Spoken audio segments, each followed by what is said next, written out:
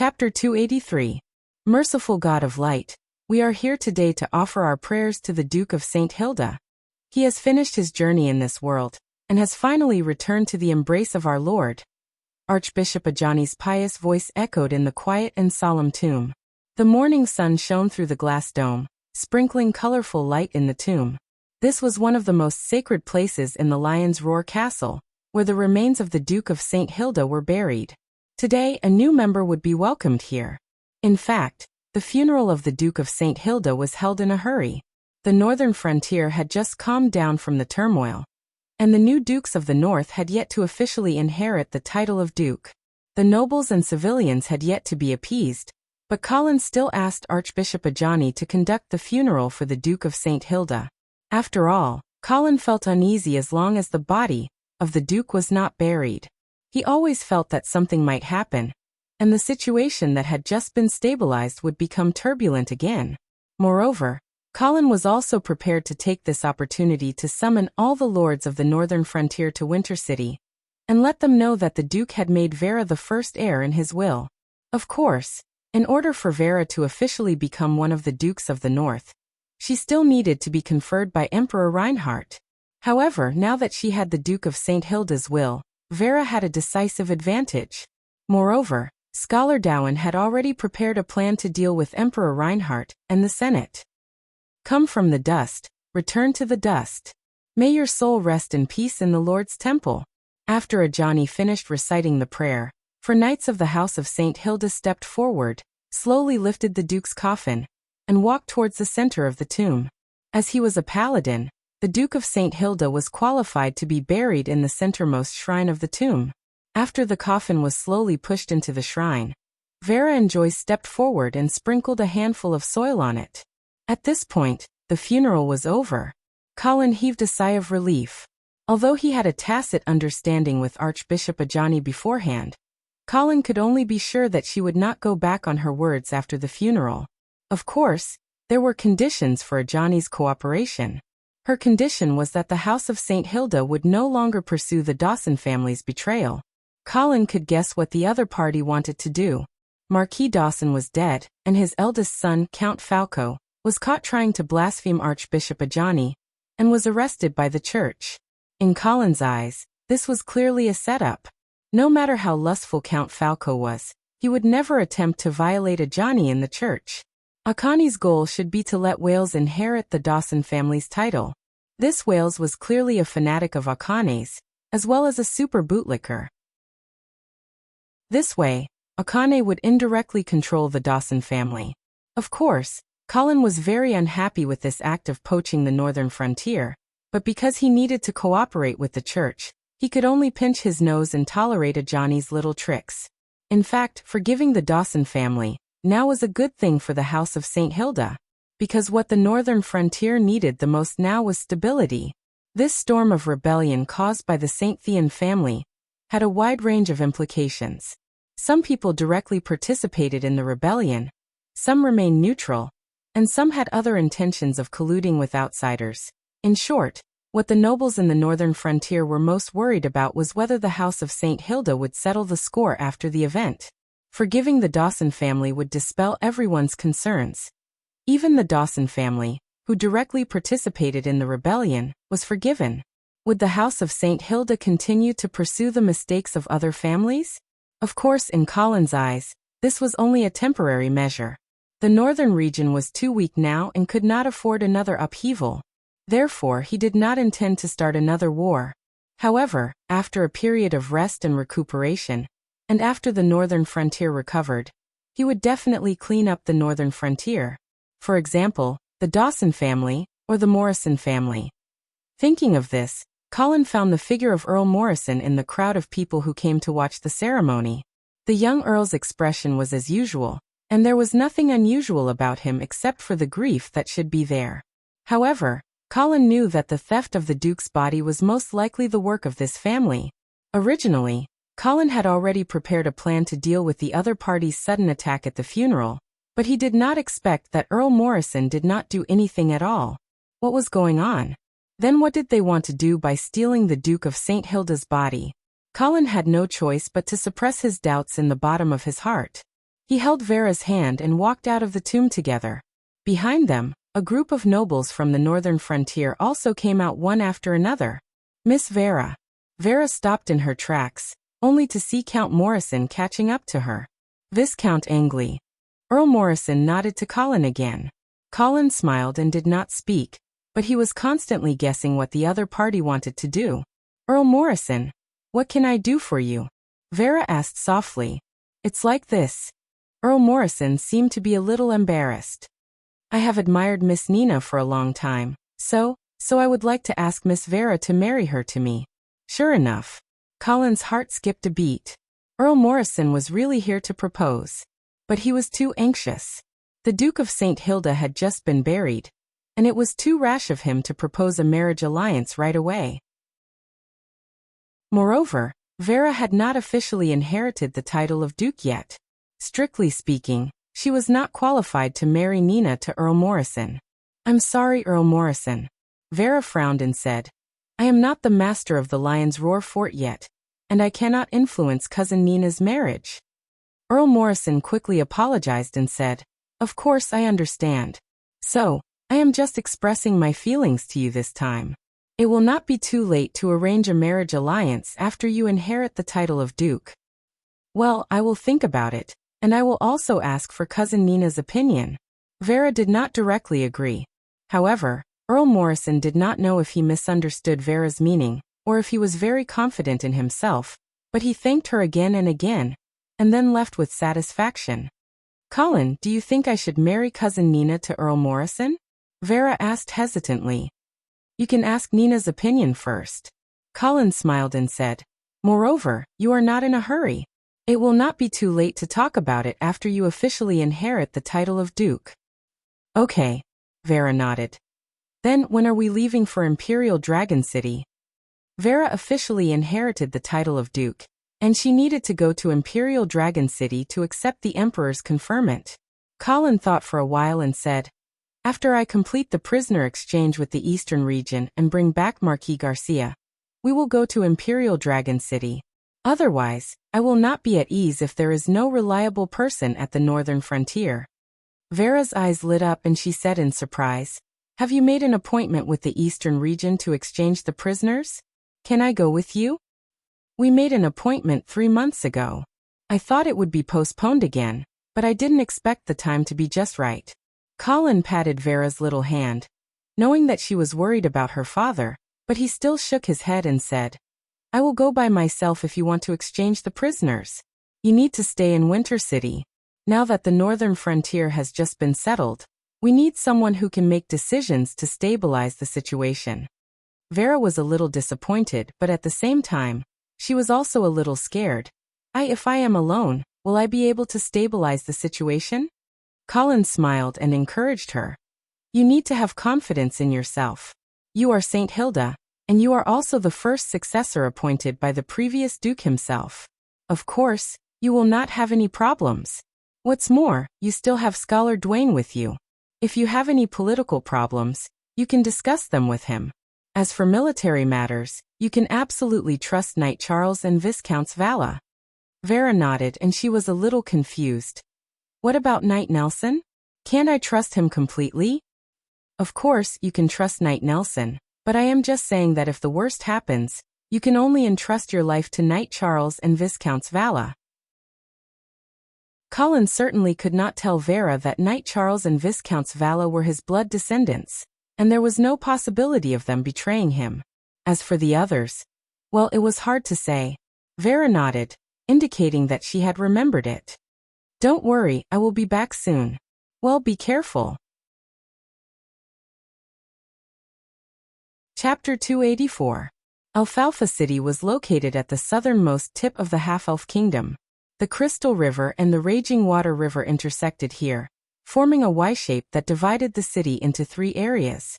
It was shaped like a 3-leaf clover, hence the name Alfalfa City. The importance of Alfalfa City's geographical location was needless to say, but the strange thing was that this city was a typical 3 ungoverned area. In fact, if one thought about it carefully, such a situation was not difficult to understand. It was precisely because its geographical location was too important that although the northern frontier and the eastern region wanted to bring it under their rule, they were worried about provoking the other party. Therefore, they tacitly threw it to the half-elf kingdom as a neutral buffer area that no one could touch. For the half-elf kingdom, it was a hot potato that they did not dare to take care of. As a result, Alfalfa City was particularly awkward. There was no lord, no city defense army, and no order. This place gradually became a paradise for adventurers, a gathering place for refugees, and a carnival for anarchists. Strength became the only pass in Alfalfa City. However, Alfalfa City was suddenly quiet today. Even some of the big shots with some influence were obediently dormant. At the same time, they sternly warned their subordinates not to cause trouble for the next few days. This was because several armies had suddenly entered the city, including the famous Black Cavalry. Although there were a lot of lawless bandits and murderers in Alfalfa City, they were at most cockroaches and rats in the shadows. Once they saw a real lion or tiger, they still had to be careful and hide. Otherwise, it was very likely that they would be annihilated. The most majestic building in the north of the city was the Radiance Church. In such a chaotic city, the Radiance Church was one of the few peaceful places. Don't think that evil people did not have faith. In fact, it was the opposite. People who licked blood from their blades every day and did not know when they would die on the streets needed spiritual sustenance more so that they would not go crazy. When Colin walked into the main hall of the church, he saw the figure that had always been on his mind, Queen Aisha. The queen was standing in front of the statue of the Radiance God with her head lowered and eyes closed, praying devoutly. Slightly quickening his pace, Colin came to the side of Queen Aisha. After not seeing her for half a year, Queen Aisha's belly was already bulging. A faintly discernible motherly aura emanated from her body. Coupled with the noble and elegant aura of a queen, she appeared even more alluring. Noticing Colin's arrival, Queen Aisha ended her prayers, turned her head, and revealed a charming smile. "I thought you would be late. Knowing that you were waiting for me, of course I would travel day and night. Moreover, don't underestimate the speed of the Black Cavalry." Colin smiled as he stepped forward and carefully pulled Queen Aisha into his embrace. He then captured her tender red lips and tasted the fragrance that he hadn't tasted in a long time. After some tenderness, Queen Aisha leaned on Colin's chest and asked in a lazy tone, "You have an appointment with the Eastern region in 3 days, right?"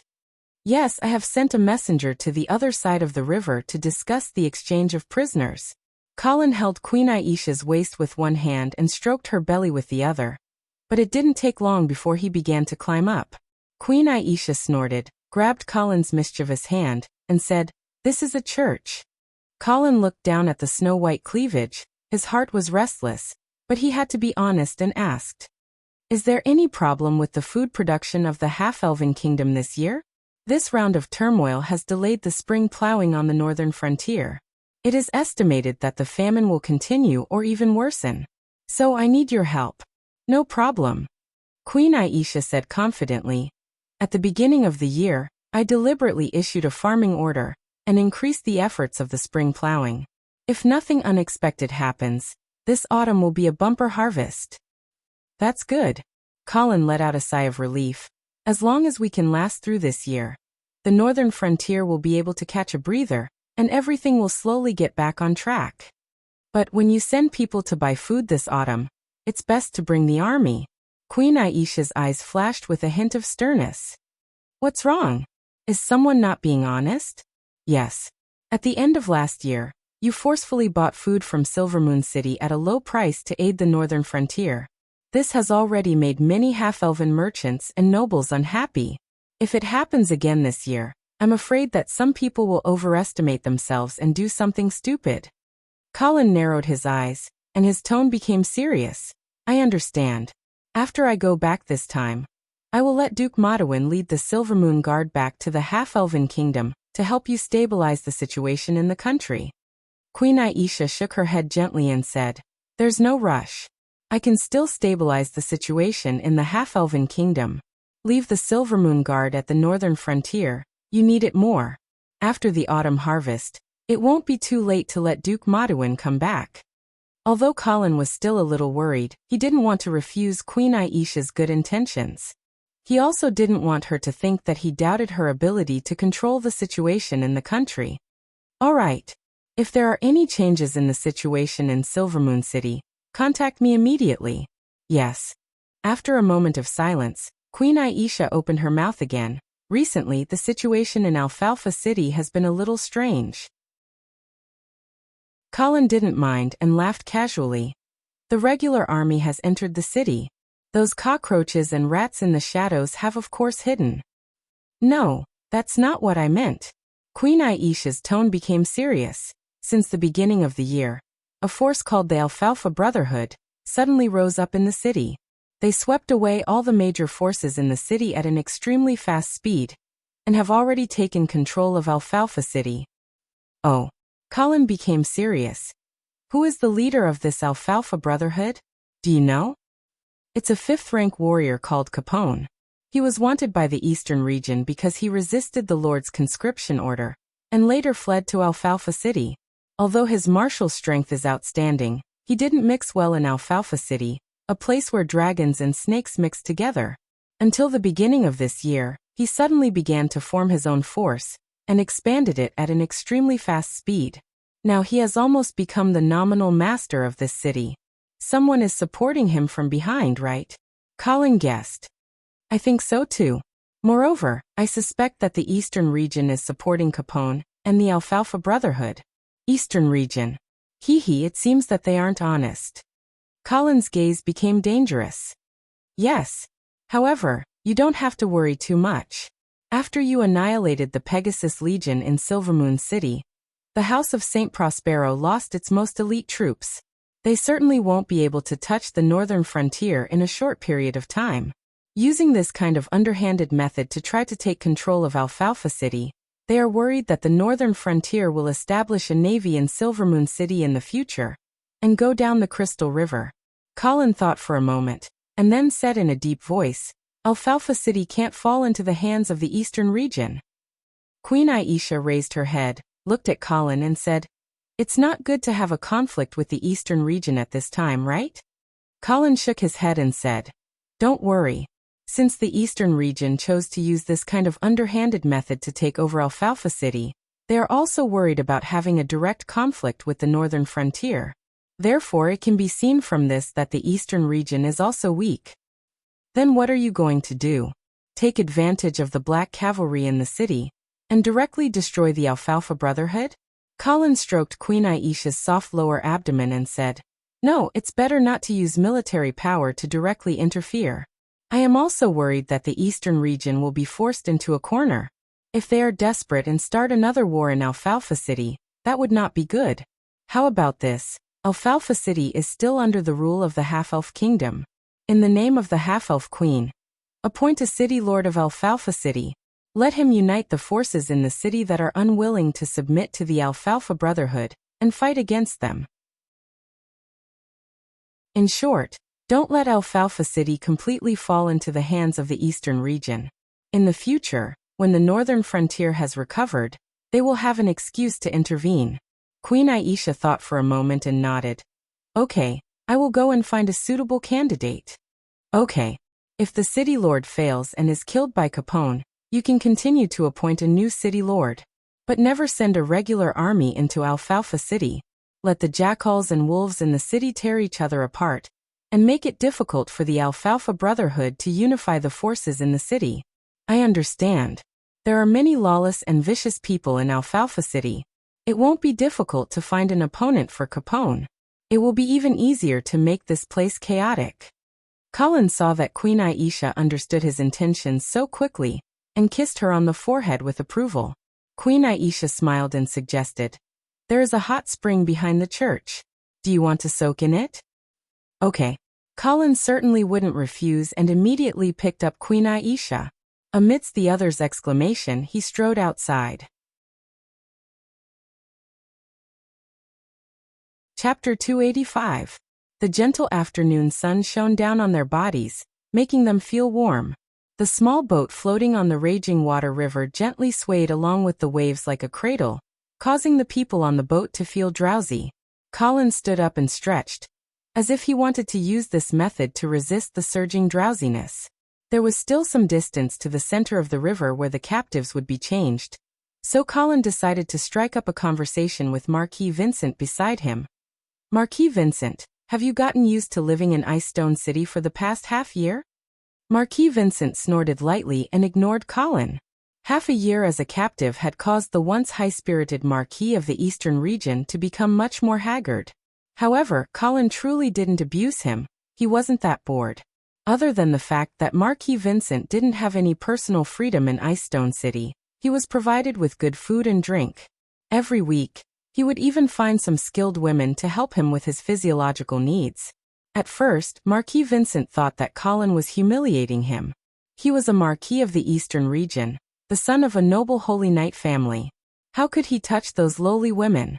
However, not long after, this noble Marquis of the Eastern region was controlled by his own surging desires, and succumbed to the pomegranate skirts of those skilled women. He deeply demonstrated what it meant to say, "You say no, but your body is honest." However, although his physiological needs were satisfied, the mental humiliation caused Marquis Vincent to become thinner and thinner. There was never a moment when he didn't hope to leave that hellish place, Icestone City. Now light had finally appeared. Marquis Vincent didn't want to see Colin's loathsome face for even a moment longer. Facing Marquis Vincent's undisguised loathing, Colin didn't get angry. He chuckled and continued to strike up a conversation. "I heard that after you were captured, the Duke of St. Prospero considered making your younger brother, the Earl of Avon, the first successor." Impossible. Hearing this, Marquis Vincent finally opened his mouth. What Colin said was his biggest nightmare after he was captured. Seeing that the other party had finally responded, Colin chuckled and continued, "I've met the Earl of Avon once. He's a smart man. If I were the Duke of St. Prospero, I would also consider changing my successor." Marquis Vincent gnashed his teeth in anger. He glared at Colin with undisguised hatred and cursed. "If I were your father, I would definitely strangle you to death in your cradle." His defense was broken. Colin shook his head. "Marquis Vincent, you've lost your composure." Marquis Vincent snorted and turned his head away, as if he didn't want to talk to Colin anymore. However, Colin opened his mouth again. "To be honest, I don't like your younger brother either. When we were in Silvermoon City, he stirred up trouble. Now he has extended his hand into Alfalfa City. He's really a loathsome guy." Yes, after a few days of investigation, Colin already knew that the backer behind the Alfalfa Brotherhood was the Earl of Avon. Hearing this, Marquis Vincent's expression finally eased a little. He seemed to feel that he and Colin finally shared a common language. He coldly asked, "What are you trying to say?" Colin sat down opposite Marquis Vincent and smiled. "I also don't want to see your brother become the Marquis of the Eastern region. On this point, our interests are the same. So why don't we cooperate?" Marquis Vincent sneered and disdainfully said, "Cooperation? Have you forgotten the deep hatred between us? You actually want to cooperate with me?" Colin shrugged and innocently said, "We have a grudge on the battlefield, but after all, it was an open confrontation between two armies. There's no selfless enmity between us. But your younger brother always uses insidious tricks. He's really annoying. He's simply a disgrace to the aristocracy." Marquis Vincent's expression eased a little. He stared at Colin for a long time and said, "My younger brother is indeed annoying. But if you want to stir up the conflict between us and cause the Eastern region to fall into civil strife, I advise you not to waste your energy." Colin still had a smile on his face. He didn't seem to be discouraged by the other party seeing through his scheme. Instead, he gently patted Marquis Vincent's shoulder and affectionately said, "Don't be in such a hurry to refuse. I really don't want to see a sinister and cunning guy who always causes trouble for me inherit the position of Duke of the Eastern region.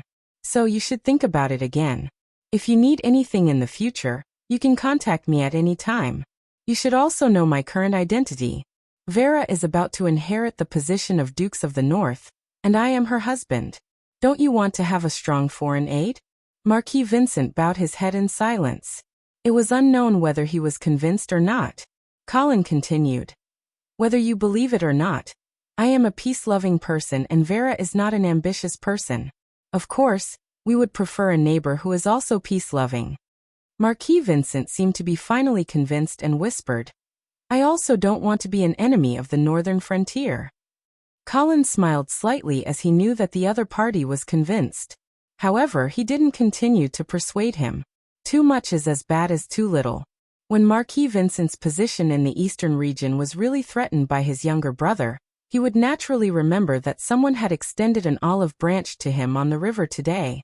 At that time, just as the two were thinking about their own ideas, the boat slowly came to the middle of the river. There was already a luxuriously decorated flower boat parked there. The familiar fragrance of the blood rose filled the air. Apparently, it was Queen Aisha's boat. As the nominal ruler of Alfalfa City, Queen Aisha was the host of this captive exchange ceremony. At the same time as Colin arrived, another boat from the other side of the river was slowly approaching the flower boat. Thump! The gangway was lowered, and Colin and Marquis Vincent boarded the flower boat one after another. As soon as Colin stood on the deck, he saw the Earl of Avon and Marquis Garcia on the other side. After not seeing him for a long time, Marquis Garcia's hair was already white, and he was also leaning on crutches. Apparently, the fiasco left him with injuries that were difficult to recover from. Although his eyes were still sharp, he no longer had the invincible momentum that he used to have. Colin sighed inwardly and then went forward to exchange greetings. Marquis Garcia had an indifferent expression as he greeted Colin, and even nodded to his enemy, Marquis Vincent, as if he had forgotten everything. Marquis Vincent was also stunned. He obviously didn't expect Marquis Garcia to be so kind to him. In contrast, he and his younger brother, the Earl of Avon, had a strong smell of gunpowder between them. Queen Aisha leisurely walked in front of everyone and said with a smile, The Lord once said that all hatred, resentment, and malice should be removed from your hearts. Only by treating each other with kindness, compassion, and forgiveness can you be redeemed. After saying that, she asked the maid to bring 5 glasses of wine, and handed them to everyone. When everyone raised their glasses one after another, Queen Aisha continued, Let us drink this glass together, in order to forgive each other, in order to redeem the Lord. Colin and the others followed suit and drained their cups in one gulp. The atmosphere eased slightly. The Earl of Avon looked at Colin and said with a smile, Viscount Angley, I heard that the chaos at the northern frontier has been resolved. Congratulations. Colin also replied with a smile. Thank you for your concern. In the end, evil can't defeat justice. Count Elvin nodded solemnly and said in an extremely sincere tone, Don't worry. You're right. The House of St. Thean has forgotten their mission and honor. They actually did the evil thing of sacrificing a city. Their sin is unforgivable. If Prince Rhy hadn't killed Mr. Chi, the House of St. Prospero would have sent people to assist the House of St. Hilda in getting rid of this evil wizard. Colin smiled politely and didn't say anything. He obviously wouldn't take the other party's words seriously. The Earl of Avon's eyes moved slightly and continued. Although Mr. Chi has received his due trial, as far as I know, the House of St. Thean still has some fish that escaped the net. Hearing this, Colin's interest was piqued. He asked, Oh, who are the remaining members of the House of St. Thean? Where are they hiding now?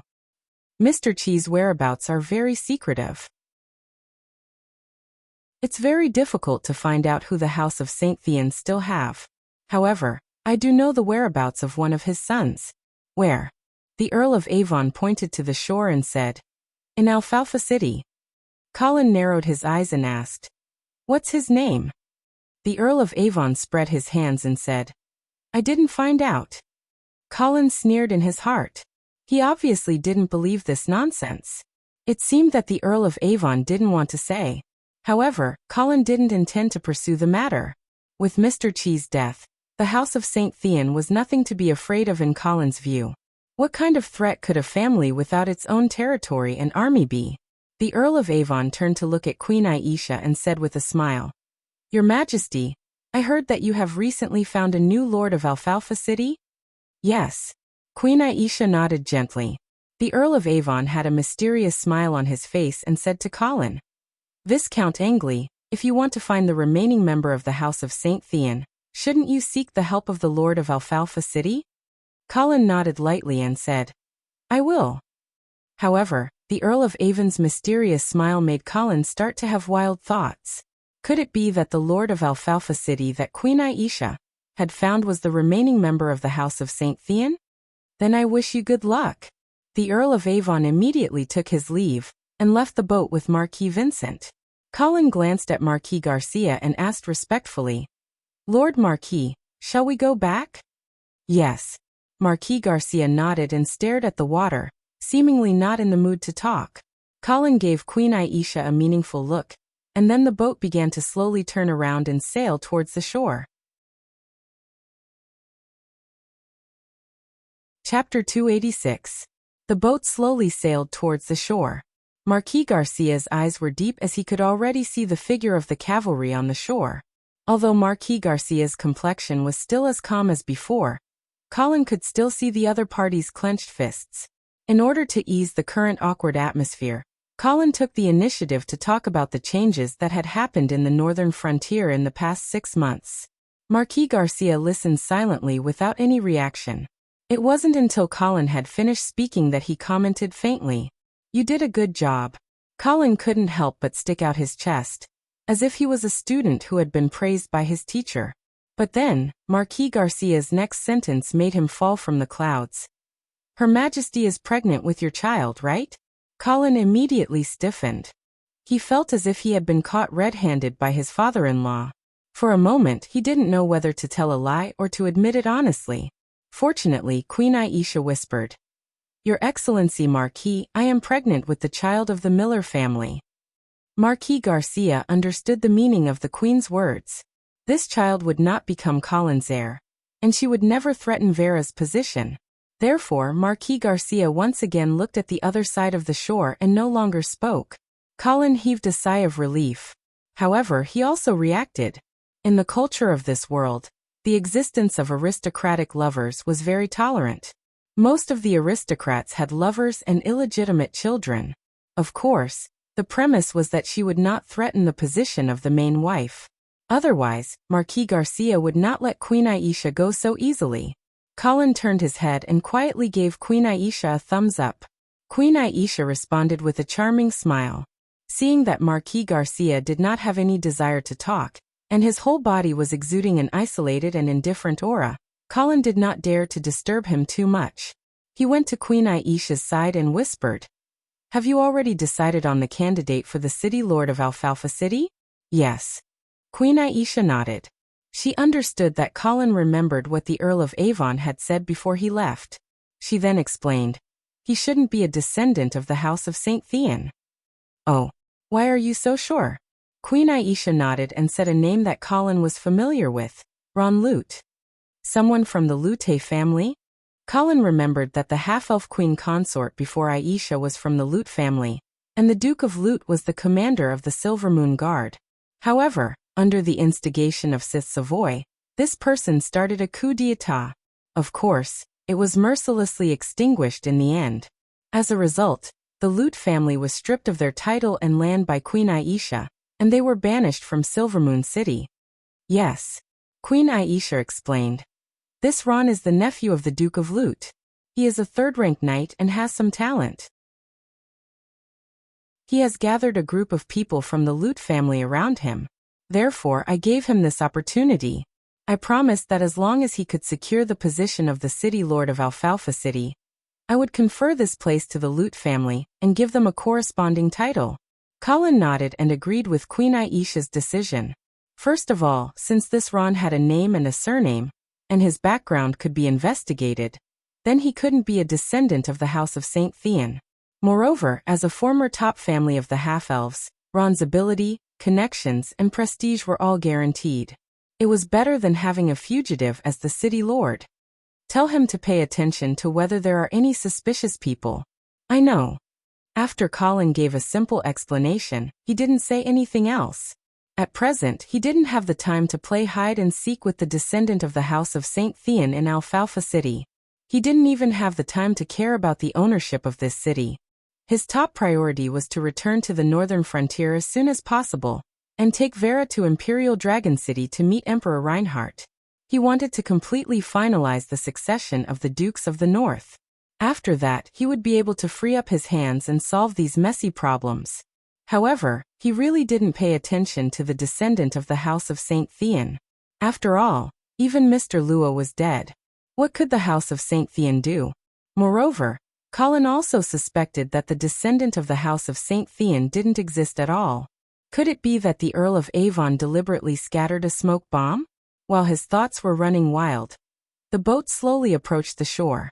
Before Marquis Garcia got off the boat, he saw the Black Cavalry kneeling on the shore.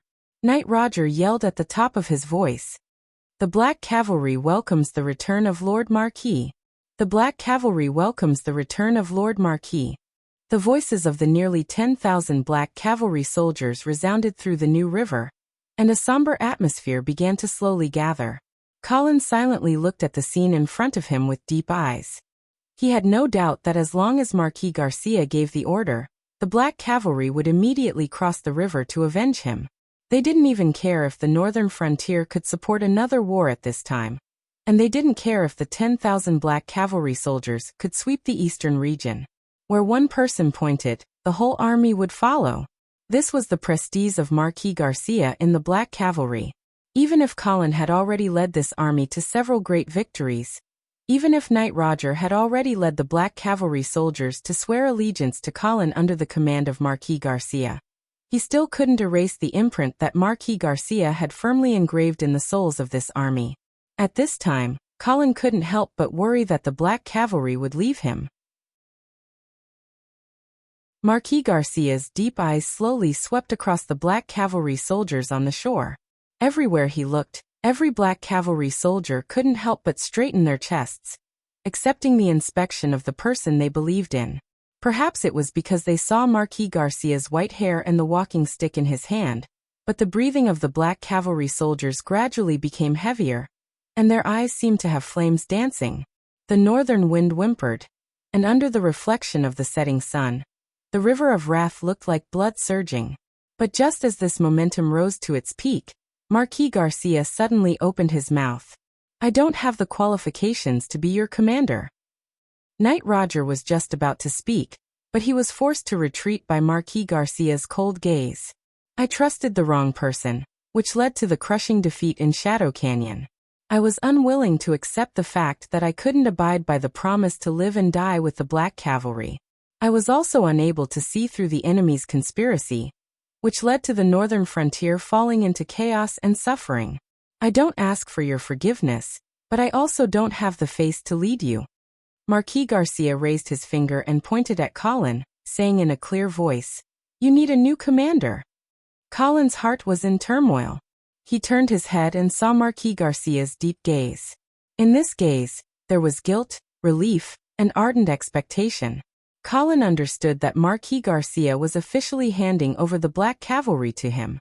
Although this was the scene he yearned for day and night, when it came to it, Colin was still moved. At the same time, he was also shocked by this heavy responsibility. Marquis Garcia smiled slightly, and his tone was full of encouragement. "From now on, the Black Cavalry will become history. Viscount Angley, give this army that belongs to you a new name." Colin's mind turned quickly, knowing that this was a once-in-a-lifetime opportunity. If he missed this opportunity, he didn't know when he would be able to truly subdue the strongest army in the northern frontier. "Let's call it the Blood Cavalry," Colin said in a clear voice. "Originated from the Black Cavalry, reborn in blood, and will grow in the blood of the enemy."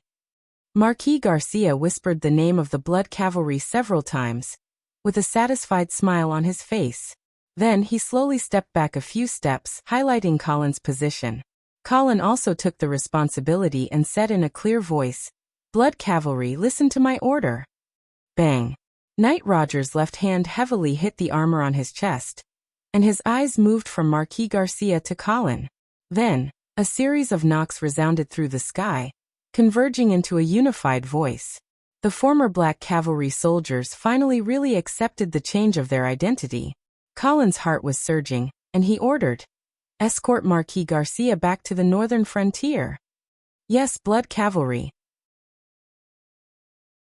Colin stood on the bow of the ship with his head held high, accepting the cheers of the blood cavalry soldiers, and his heart was surging with incomparable heroism.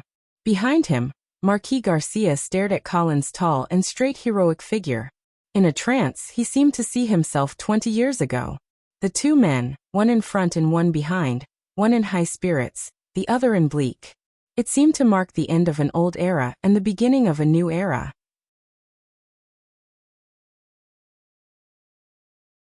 Chapter 287.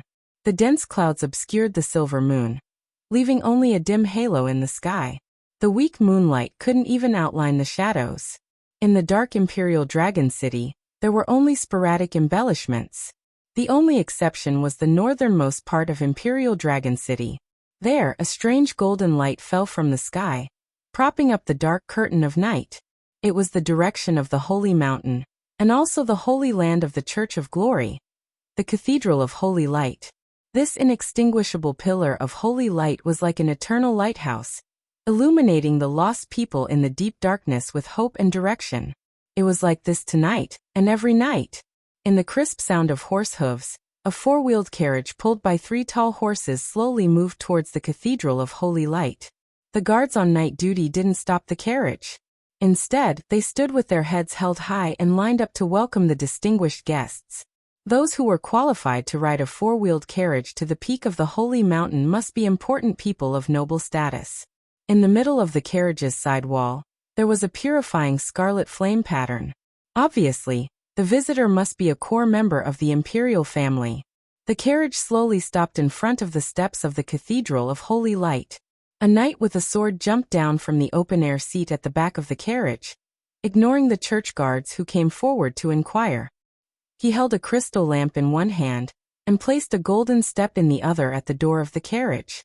Then the door opened, and a tall and slender woman stepped out of the carriage. She wore a slightly simple prayer dress, but her beautiful face made the church guards' hearts tremble. They didn't dare to look at her, and quickly bowed their heads and saluted.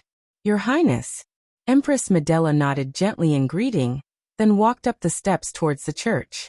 The unique rhythm of her walk accentuated her peerless beauty, and under the illumination of the holy light that descended from the sky, there was a hint of holiness. The prayer hall of the church was extremely large. Dozens of limestone pillars supported the 24-meter-high dome, giving people a feeling of insignificance. In addition, there were 4 huge statues of sword-wielding angels, which made people feel even more awe-inspiring. The dome of the prayer hall was made of a special crystal. The inextinguishable holy light passed through the dome, plating everything in the hall with a layer of gold, showing a sense of holiness and solemnity. Empress Medela stood in front of the statue of the God of Light, her hands clasped together in prayer. A faint chanting sound echoed in the prayer hall. It sounded like someone was singing a hymn, but it also sounded like an echo from heaven. Tranquility, serenity, and a soothing power filled the air. After an unknown period of time, Empress Medela finished her prayer. She raised her head and looked at the holy light that seemed to lead to heaven. A hint of mockery appeared on her face. "Are you really listening?" Medela asked in a voice as soft as a mosquito's. The holy light was still as dazzling as before, as if it had not changed at all because of the Empress' disrespectful questioning. The mockery on Queen Medela's face deepened. "Perhaps it's as he said, you're already dead." There was still no response. Empress Medela shook her head, seemingly losing her patience. She slowly turned around and saw a bald old priest standing behind her. She didn't know how long he had been standing there, or if he had heard what the Empress had said. The purple priest's robe he wore indicated his noble identity, the Pope. The priest's robe of the Church of Light could be white, gray, or black. These colors could be worn by archbishops to ordinary priests, but there were 2 special colors that they could not wear, red and purple. The red priest's robe was worn by the 3 cardinals. They were the 3 people with the highest status in the church other than the Pope. Because of the color of the priest's robe, they were also called cardinals. As for the purple priest's robe, only the Pope himself could wear it. "Good evening, Your Holiness Gregory." Empress Medela did not panic at all, as if she did not care if the Pope had heard her muttering just now. "Good evening, Your Highness." Pope Gregory had a kind face, and his smile had a natural affinity, as if all the sufferings in the world could be dispelled by his smile. Is His Majesty's illness better? Empress Medela sighed, a hint of worry appearing on her exquisite face. She shook her head and said, "Not yet. He woke up for a while this morning, but soon fell into a deep sleep again." The smile on Pope Gregory's face also disappeared, and he seemed to be very surprised. Even Tournan was unable to improve His Majesty's condition? Empress Medela looked sorrowful. Cardinal Tournan is still unable to find the cause of His Majesty's illness, so I'm afraid it's a little tricky. Pope Gregory sighed and comforted her. Then I'll personally go to Phoenix Palace tomorrow. The God of Light will not give up on his devout shepherd. Please rest assured. Empress Medela hurriedly bowed and thanked him, then took her leave. Watching the graceful figure of the Empress disappear at the entrance of the prayer hall, the Pope looked up at the holy light descending from the sky with a complicated expression in his eyes. Not long after, an attendant quickly came to Pope Gregory's side and reported softly, "Your Holiness, Archbishop Ajani is back." Pope Gregory raised his eyebrows and thought for a moment. "Let her wait for me in the confessional at the lowest level of the side hall." "Yes." Then Pope Gregory came to the statue of the God of Light and stood still. He put his palms together and lowered his head in prayer, perhaps praying for the emperor who had suddenly become seriously ill. After the prayer, Pope Gregory left the prayer hall, passed through the long corridor, and followed the spiral staircase to the lowest level of the cathedral. Facing him was a smooth stone wall with a huge oak door installed on the wall. Pope Gregory pushed the door open and entered. The furnishings in the room were simple, with only a table and 2 chairs. On the table was a scripture of light and a row of silver candlesticks. In the soft candlelight, Ajani, dressed in a white robe, immediately stood up and bowed to the Pope. Gregory still had a compassionate smile on his face, but the words that came out of his mouth were not polite at all. "You disappoint me." Ajani's heart trembled as she defended herself. "Your Holiness, there have been too many unforeseen events on the northern frontier. I can't." "Am I looking for an excuse?" Gregory interrupted. Ajani immediately shut her mouth, as if realizing something. She asked softly in a slightly trembling voice, "Are you going to punish me?" "Anyone who has done wrong should be punished." Hearing this, Ajani's breathing suddenly quickened. Her watery peach blossom eyes instantly filled with fear. But under Gregory's forceful gaze, she silently turned around and knelt on the ground, her arms crossed and her eyes closed, waiting for the impending punishment. At some point, a long whip had appeared in Gregory's hand. The whip was covered with spikes, and one could even smell the thick stench of blood. Crack. The long whip lashed against Ajani's back, leaving a bloody whip mark on her back. A suppressed cry of pain came from Ajani's mouth. Her body was like a fragile flower in a storm, trembling. A satisfied smile appeared on Gregory's face, but he did not stop swinging the whip. Crack. The long whips fell like a storm, tearing the sorcerer robe behind Ajani to shreds. Bloody whip marks appeared one after another, forming a shocking contrast with her snow-white and flawless skin. It actually had a sad and cruel beauty to it. Ajani couldn't help but let out a series of painful moans. And this sound of ecstasy only made the perpetrator even more excited. The smile on Gregory's face became more and more brilliant, his eyes flashing with a perverted light, as if he had obtained great satisfaction from torturing a beautiful girl. This satisfaction of dominating and suppressing a beauty was very similar to sexual pleasure, and even more so. Generally, the priests of the Church of Radiance did not abstain from sexual desires.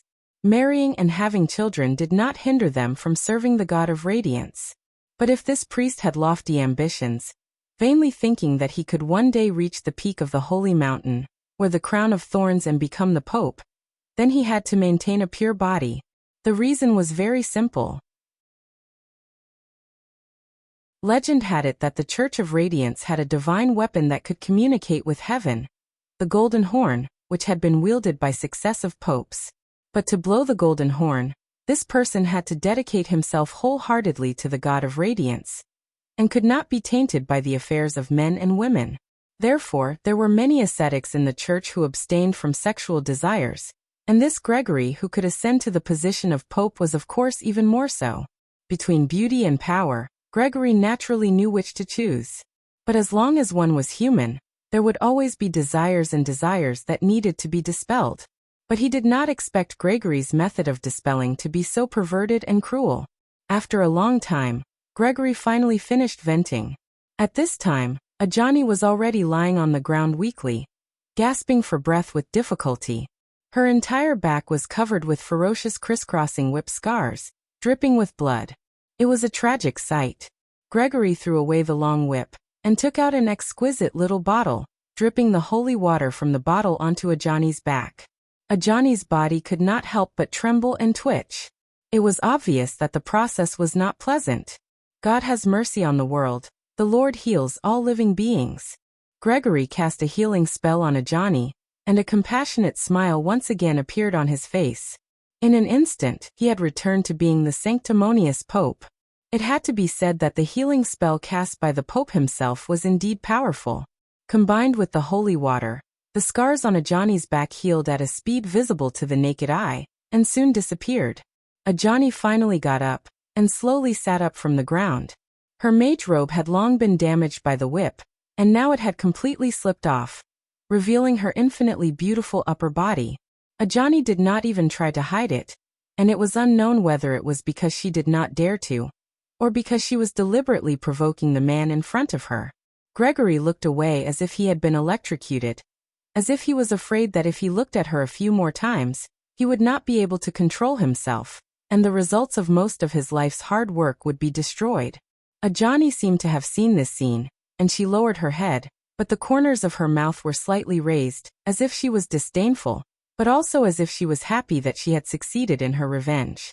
Gregory coughed a few times and ordered, "Vera St. Hilda will arrive at Imperial Dragon City soon. At this time, the northern frontier has no leader, so you should immediately rush back to Winter City, and see if you can take the opportunity to win over more lords." "Yes," Ajani replied obediently. Gregory took one last greedy look at Ajani's exquisite curves, and then he turned around, pushed the door open and walked out. The confessional was quiet again. Ajani was stunned for a long time, and then she picked up the bloody long whip from the ground, and looked at it carefully, as if she wanted to see some mystery in it. A moment later, she pressed the long whip against her chest, and let the blood on it wet her snow-white skin again.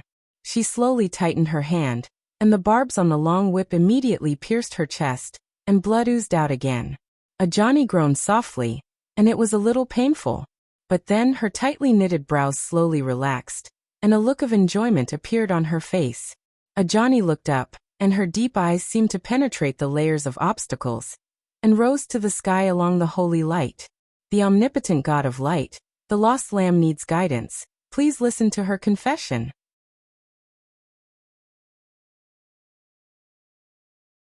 Chapter 288. Do you think there are still dragons in this world? Colin suddenly asked with a smile as he looked at the tall and majestic walls of Imperial Dragon City. Vera was riding on the same horse as him. At this time, she was curled up in her husband's warm embrace. She replied in a lazy tone, "Dragons are extinct. Of course there are no dragons left." Colin seemed to be a little unwilling to give up.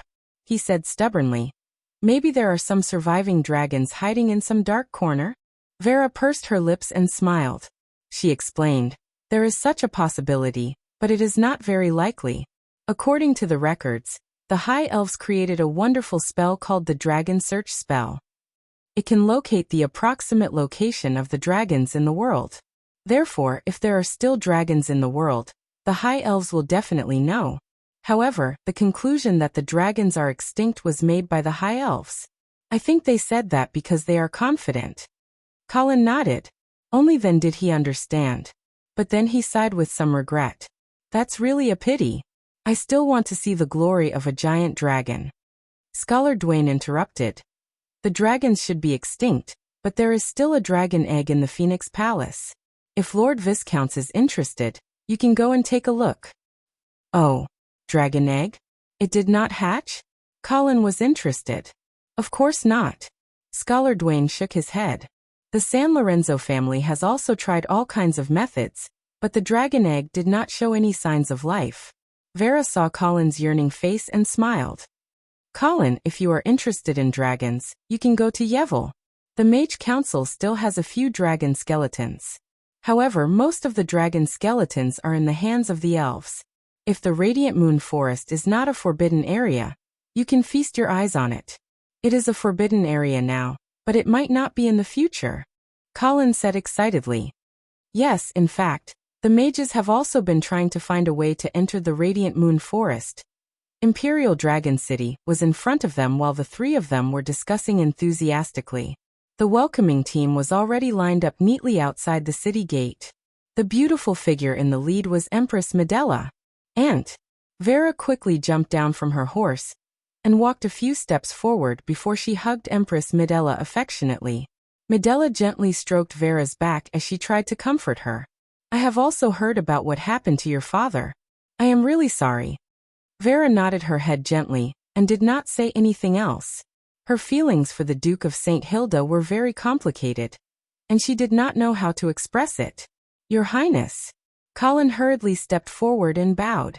Queen Medela smiled and said, Colin, it is a pity that I was not able to attend your wedding. However, I am also very pleased that Vera has such an outstanding knight to protect her. It's my honor to receive your recognition. From now on, I'll work even harder and definitely won't let you down. Colin maintained his politeness on the surface, but in his heart, he kept a respectful distance from this beautiful empress. The other party's actions in Silvermoon City had already let Colin know that this woman was not someone to be trifled with. This time, his plan in coming to Imperial Dragon City was to let Vera receive the title as soon as possible, and then immediately return to officially take over the northern frontier. Only by redeveloping the northern frontier would Colin be able to gain a firm foothold in this world.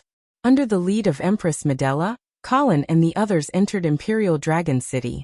As the Radiant Empire and the largest city in this world, Imperial Dragon City was indeed much more prosperous than Winter City. The spacious streets were full of pedestrians coming and going, but after seeing the royal flag, they all moved to the side of the road and curiously observed who was entering the city. In order to avoid unnecessary disturbances, Colin and Vera both got into the Empress carriage, so that outsiders could not see them.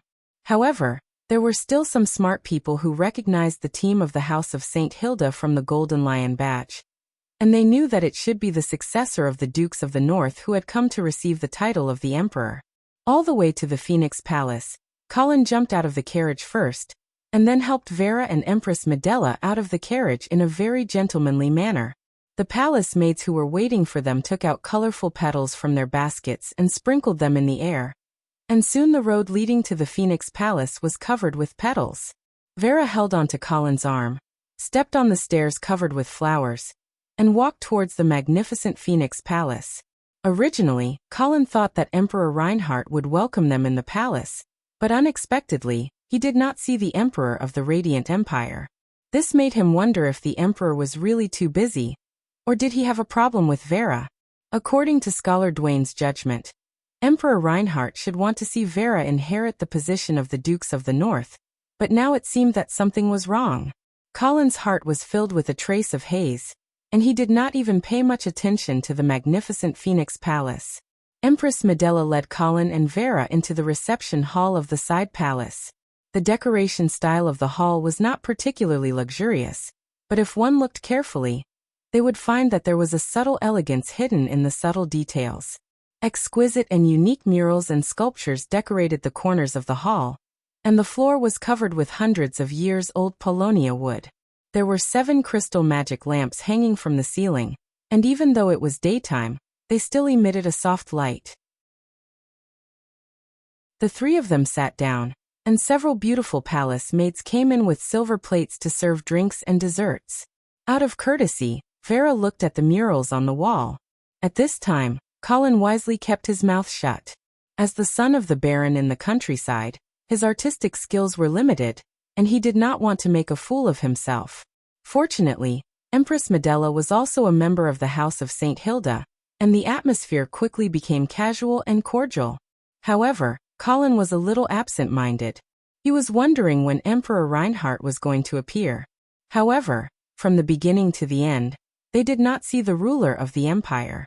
Instead, they saw the son and daughter of the empress. Colin had already met Prince Harrison in Silvermoon City. Perhaps Colin had left a deep impression on the prince, but when he saw Colin again, he was a little afraid. When he greeted Colin, he was obviously avoiding eye contact. As for Princess Judy, this was the first time that Colin had seen her. She was slightly younger than Prince Harrison, and wore a cute floral pleated dress. Her hair was tied up in 2 ponytails, and she wore a pair of silver crystal shoes. She looked very much like Empress Medela. She was a beauty, but there was still some baby fat on her face, which made her even more lovable. Moreover, she seemed to know how to play to her advantage. As soon as they met, she called Sister Vera and Brother Colin very sweetly. Vera's heart was quickly captured, and she held Judy in her arms and did not want to let go. The atmosphere in the hall suddenly became warmer, and the topic of conversation became the children's story. Vera and Colin's trip to the imperial capital seemed to have become a visit to their relatives. However, until the end of the meeting, Empress Medela did not mention anything about the Duke's conferment, nor did she say when Emperor Reinhardt would meet Vera. Since the other party did not mention it, Colin did not dare to ask. When Empress Medela got up and sent Vera and Colin to rest, only Prince Harrison and Princess Judy were left in the living room. Judy was still eating the remaining dessert with relish, while Harrison was staring blankly at the ground. No one knew what he was thinking. "Brother, aren't you going to eat?" Judy asked kindly. Harrison shook his head absent-mindedly. "That Viscount Angley is nothing to be afraid of." "When did I say that I was afraid of him?" Harrison was like a kitten whose tail had been stepped on, and he suddenly became angry. Judy's charmingly naive appearance was gone, and she revealed her true colors as she smiled and said, "Do you want me to avenge you?" Harrison seemed to be a little moved, but he still said stubbornly, I don't have a grudge against him." "Is that so? Then who was the one who had nightmares at night and called out his name, and even wet the bed?" Cuckoo. Seeing his sister laughing at him, Harrison was so angry that his face turned red. He jumped up from the chair and walked out without looking back. "Hey, Brother Harrison, wait for me."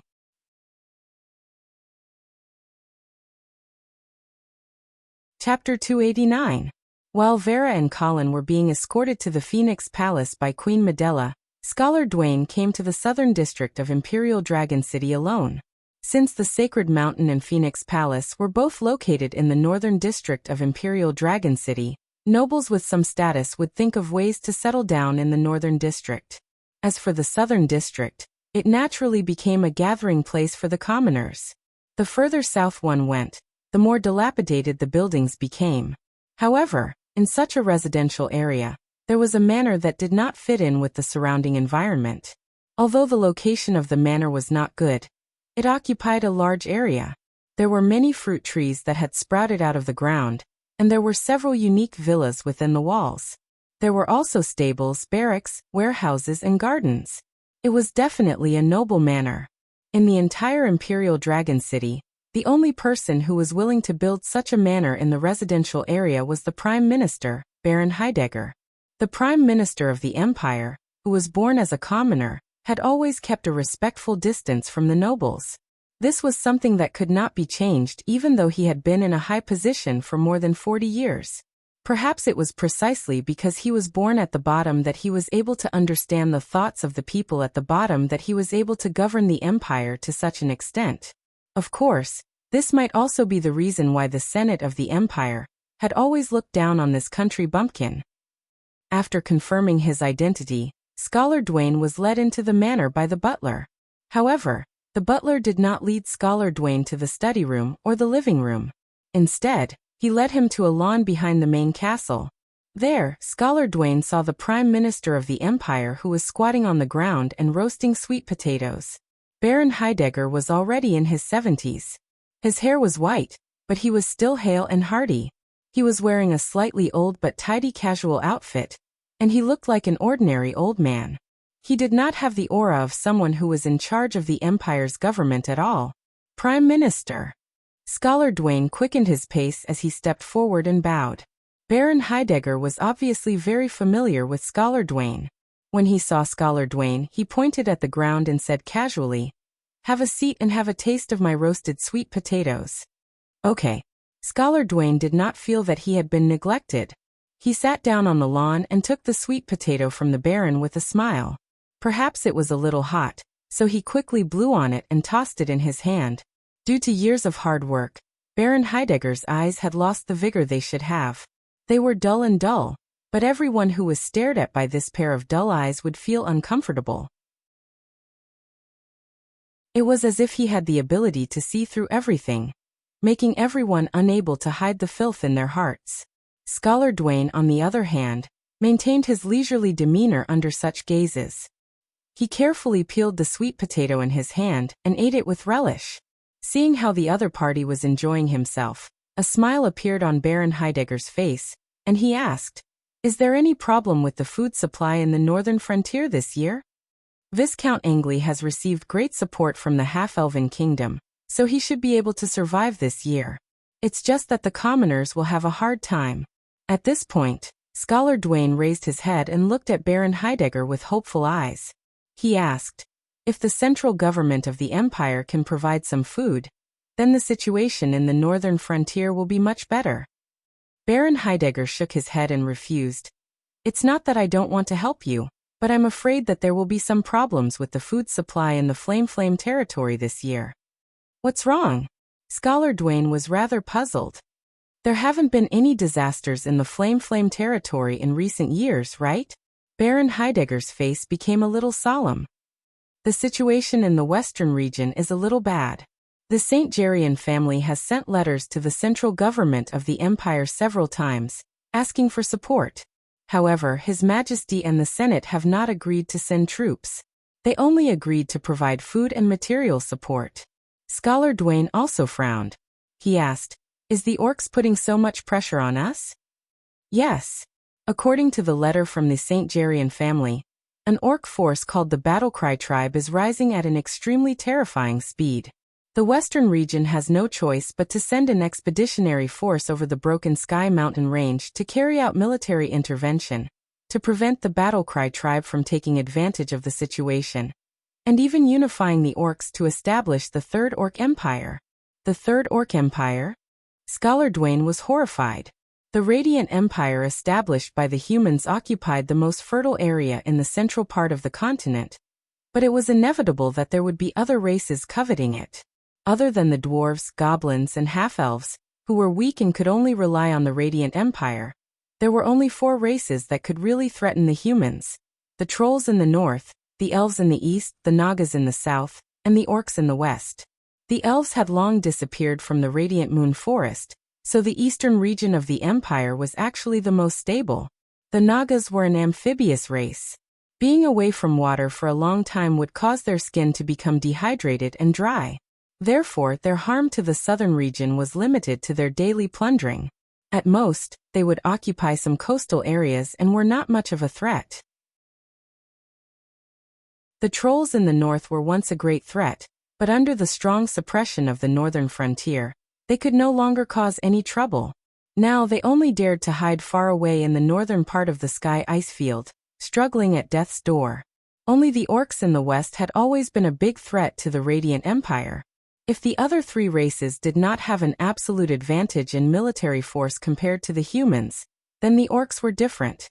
An ordinary orc soldier basically required 3 or 4 human soldiers to deal with. In terms of professionals, the orcs believed in the god of destruction, and their divine profession was Skull Crusher. Their strength was far beyond that of human knights of the same level, and they were completely invincible. Fortunately, although the orcs were superior in military force, they were lacking in intelligence. Therefore, the development of the orc civilization could be said to be at the bottom of the 5 races.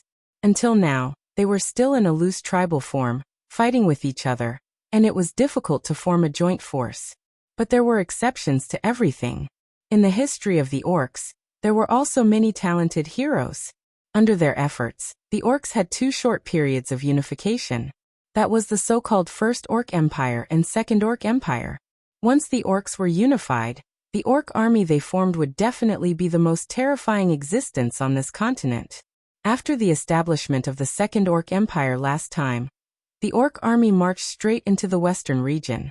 It only took them 3 months to break through the western region, annihilate the main army of the Flaming Flame territory, and besiege the Imperial Dragon City.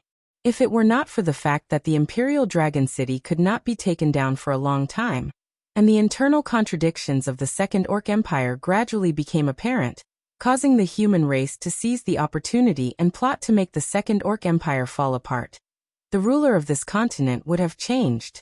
But after that, the Radiant Empire had always been on guard against the orcs, fearing that the orcs would unite again, and even establish a third orc empire. Therefore, this time, when the Battlecry tribe rose strongly and showed signs of unifying the orcs, the western region immediately sent an expeditionary force to cross the sky-broken mountain range in an attempt to intervene with military force and nip the danger in the bud. Scholar Dwayne also knew the severity of the matter, and did not mention the matter of borrowing food. Instead, he asked, "How is the situation of the expeditionary force sent by the western region?" The Sangarian family sent the expeditionary force last October, and there is no clear good news yet. Therefore, it is difficult for me to judge the situation in the west of the sky-broken mountain range. Then the two of them fell silent at the same time, obviously worried. After a while, Scholar Dwayne spoke again. Since the Sangarian family has repeatedly asked the Empire for support, why has His Majesty not agreed? Baron Heidegger smiled faintly and said, "It has been more than 1,000 years since the fall of the Second Orc Empire. The Western region has submitted hundreds of requests for help to the Empire's Central. Every time, some tribe is rising strongly and showing signs of unifying the orcs. At first, the Empire's Central attached great importance to it, and sent troops almost every time.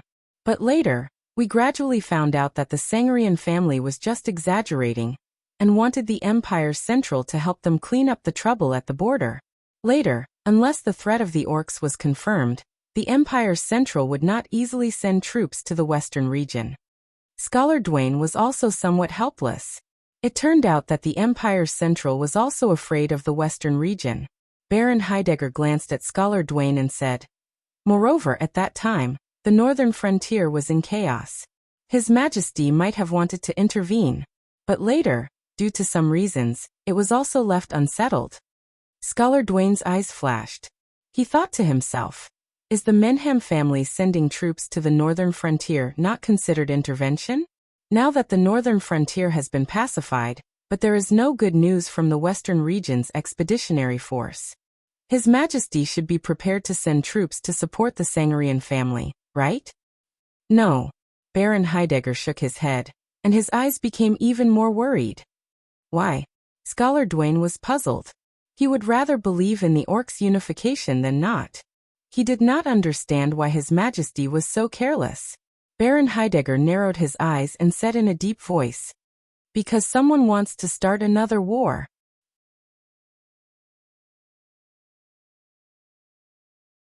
Chapter 290. Another war? Scholar Dwayne exclaimed in shock. Baron Heidegger nodded expressionlessly and explained, "Prince Rhy wants to declare war on the Mage Congress and send troops to attack Ewell." Scholar Dwayne was silent. He could also understand Prince Rhy's motive. The appearance of the forbidden spell trials made all the knights of the Empire unable to eat or sleep in peace, especially the paladin Prince Lacey. He had already killed Mr. Hale, but now, it seemed that he wanted to completely destroy the Mage Congress. Ewell will not allow himself to be captured without a fight. Has Prince Lacey not thought of the consequences of doing so? Is he not worried that the mages will risk their lives to destroy him? Baron Heidegger sighed and said, "You have not interacted much with Prince Rhy, so you do not understand him. He is not someone who can be threatened. Back then, Emperor Reinhardt secretly made an agreement with Mr. Hale, thinking that he could use the power of the mages to suppress Prince Rhy.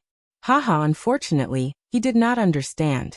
No, perhaps he did, but he did not want to believe it. If someone held a sword to Prince Rhy's neck, his first reaction would not be to compromise, but to pull out his sword and stab, even if his neck was pierced through because of this. This is the pride of a holy knight. Scholar Dwayne was speechless. Indeed, if Prince Lacy had been coerced by such means, he wouldn't have been able to overcome all the obstacles and enter the sanctuary realm. Therefore, after knowing that Mr. Hale used a forbidden spell to kill the Duke of St. Hilda, Prince Rhy immediately went to the northern frontier and decisively killed Mr. Hale. He was not worried about whether this action would attract the revenge of the mages. He even wanted to completely destroy the Mage Congress. Perhaps he was already prepared to become the next target of this forbidden spell, Trial's Eye. The mages claimed that they wanted to destroy him, but the Holy Knights would rather die than submit. Scholar Dwayne's heart was heavy. He asked again, "Has Prince Rhy's proposal been discussed in the Imperial Conference? What is the result? What is the opinion of the Senate?" Baron Heidegger shook his head and said, "The Imperial Conference has not been held yet, so the attitude of the parties is not clear.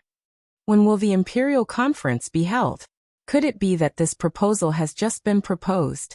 No, half a month ago, after Prince Lacy returned from the northern frontier, he proposed this declaration of war, but it was never brought to the Imperial Conference for discussion.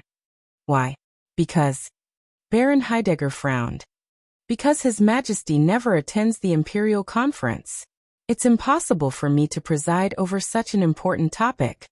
Scholar Dawn frowned as well. He had heard that Emperor Reinhardt was not in charge of military affairs.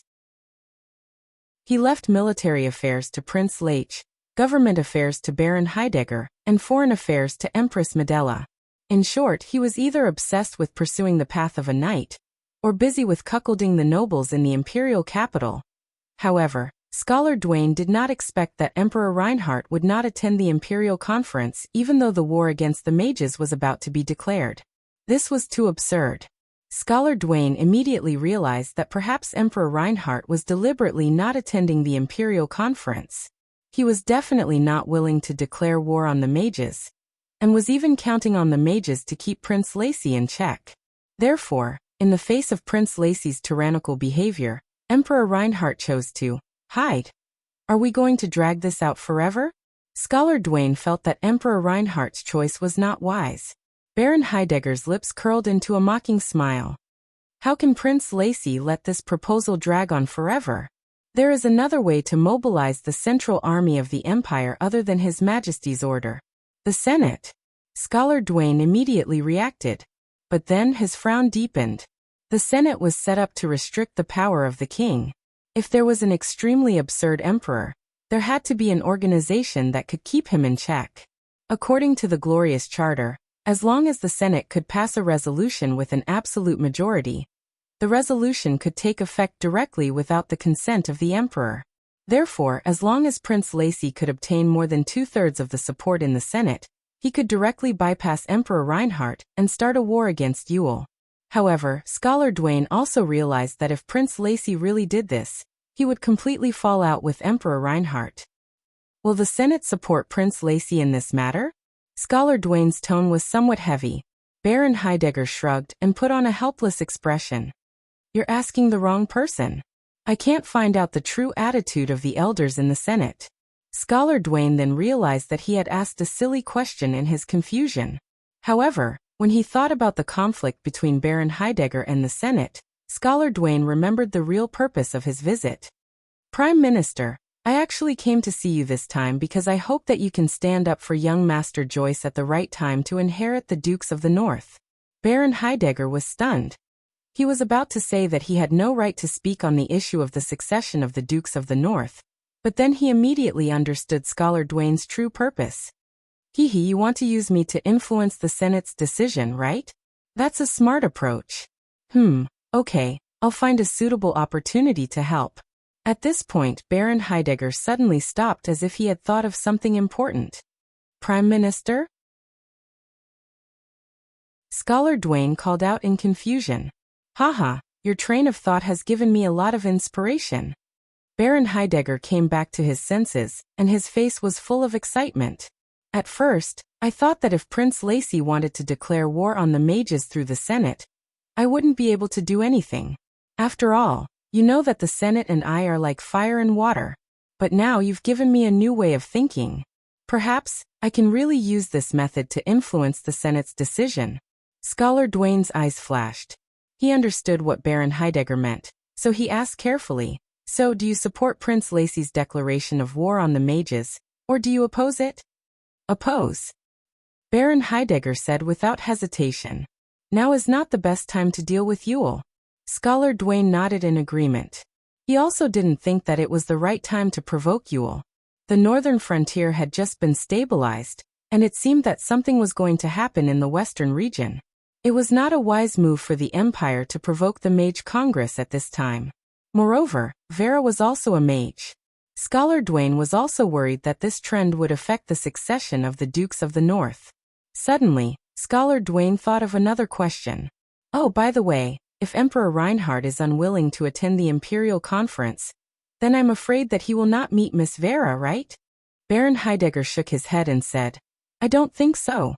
I heard some rumors saying that His Majesty has fallen ill, and that he has even invited the Pope to treat him. I just don't know if this is true or just an excuse to delay the matter." Scholar Dwayne's heart was heavy. He began to feel that he and Vera would have to wait for a long time in Imperial Dragon City. At the very least, they would have to wait until the game between Prince Lacey and Emperor Reinhardt came to an end. This was an extremely dangerous political whirlpool. If they were not careful and got involved, Scholar Dwayne had a headache. Baron Heidegger seemed to have seen through Scholar Dwayne's worries and he asked, "What's wrong? Are you worried that the northern frontier will be in chaos if you stay in Imperial Dragon City for too long?" "The northern frontier should not be in chaos. Marquis Garcia is in Winter City. That's good." Baron Heidegger looked into Scholar Dwayne's eyes and said seriously, "However, I would like to remind you that it would be best not to arrange for Vera to meet His Majesty before the outcome of this battle is out." "Why?" Baron Heidegger did not answer the question directly. Instead, he asked slowly, "What kind of person is the easiest to get out of the whirlpool?" Scholar Dwayne thought for a moment before he said, "A person who has no burdens." Baron Heidegger smiled in relief and did not say anything else. He just meticulously peeled the sweet potato. The expression on his face was so serious that it seemed as though he was carefully carving a piece of art. "Do you know? The yield of sweet potatoes is much higher than that of wheat.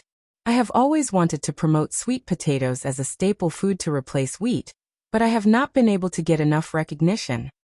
Scholar Dwayne smiled and said, "That's because everyone can't bear to live without bread." Baron Heidegger snorted and said leisurely, "Perhaps it won't be long before they are not qualified to be so picky about their food anymore." Scholar Dwayne nodded thoughtfully. When he saw Baron Heidegger eating the sweet potato, he could not help but ask, "Prime Minister, Queen Medela will be hosting a banquet at the Phoenix Palace tonight to entertain Miss Vera and Viscount Angley. Aren't you going to attend?" Baron Heidegger shook his head and said, "No, I'm not going. The food at aristocratic banquets makes me sick. I still prefer a coarse food like sweet potatoes." Scholar Dwayne smiled faintly and did not try to persuade him anymore. He then picked up another sweet potato from the grill and blew on it while peeling it. When Baron Heidegger saw this, he asked, "What's wrong? Aren't you going as well?" Scholar Dwayne took a bite of the sweet potato and said with a smile, "I'm not going. I also think that your family's banquet is more attractive."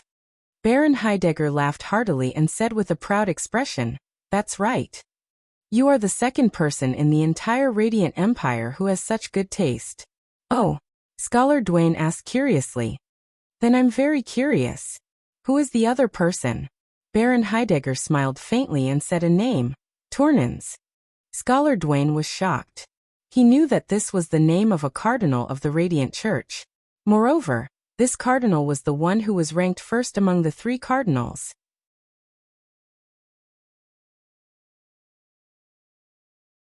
Chapter 291. Colin, do you think it is appropriate for me to wear this to the palace banquet later? After changing her clothes, Vera gracefully walked to her husband's side and asked in a delicate voice. Colin's eyes lit up immediately. Vera chose a black-toned strapless dress with black silk stockings and silver stilettos, which set off her snow-white skin, making her look mysterious, noble, sexy, and elegant. "You will definitely be the center of attention at the banquet, my dear." Vera was overjoyed when she heard her lover's compliment. She blushed as she placed her hand on Colin's shoulder and gently pushed him onto the sofa before she gave him a long and affectionate kiss. After a while, Vera lay on Colin's chest and enjoyed her lover's caress. Colin drew circles on Vera's back as he asked, "When do you think His Majesty will meet you?" Vera squinted her eyes comfortably like a lazy kitten and said in a daze, "I should be able to see His Majesty at the banquet tonight." Colin chuckled and shook his head before he said, "I think that His Majesty will still not show up at the banquet tonight." "Why?" Vera opened her eyes, her gaze still a little blurred. "My intuition," Colin replied in a slightly dignified tone. "I am afraid that this trip to Imperial Dragon City will not go as smoothly as I expected." "All right, don't think too much about it. Let me help you change your clothes, okay?" Vera tried to persuade him. "Beautiful lady, it's my pleasure." Colin stopped thinking about it and got up from the sofa with Vera in his arms. "Then you have to listen to my instructions and don't rush me. I just don't want to be late. If you behave yourself, we will not be late." It took the both of them more than 2 hours to get ready. At this time, Vera's face was red and she was panting. It seemed that helping Colin choose his clothes was indeed a big project. Then, the two of them boarded the carriage that was already waiting outside the palace and headed towards the Palace of Phoenix. Crystal candlesticks and chandeliers had already been lit up in the magnificent banquet hall. Hundreds of nobles from the imperial capital had gathered together, and it was extremely lively. Just as Colin had expected, Emperor Reinhardt didn't show up. The banquet was hosted by Empress Medela. Perhaps it was because Vera was still not one of the Dukes of the North, so the standard of this welcome banquet was not considered top-notch. The only person who really attended the banquet was Empress Medela.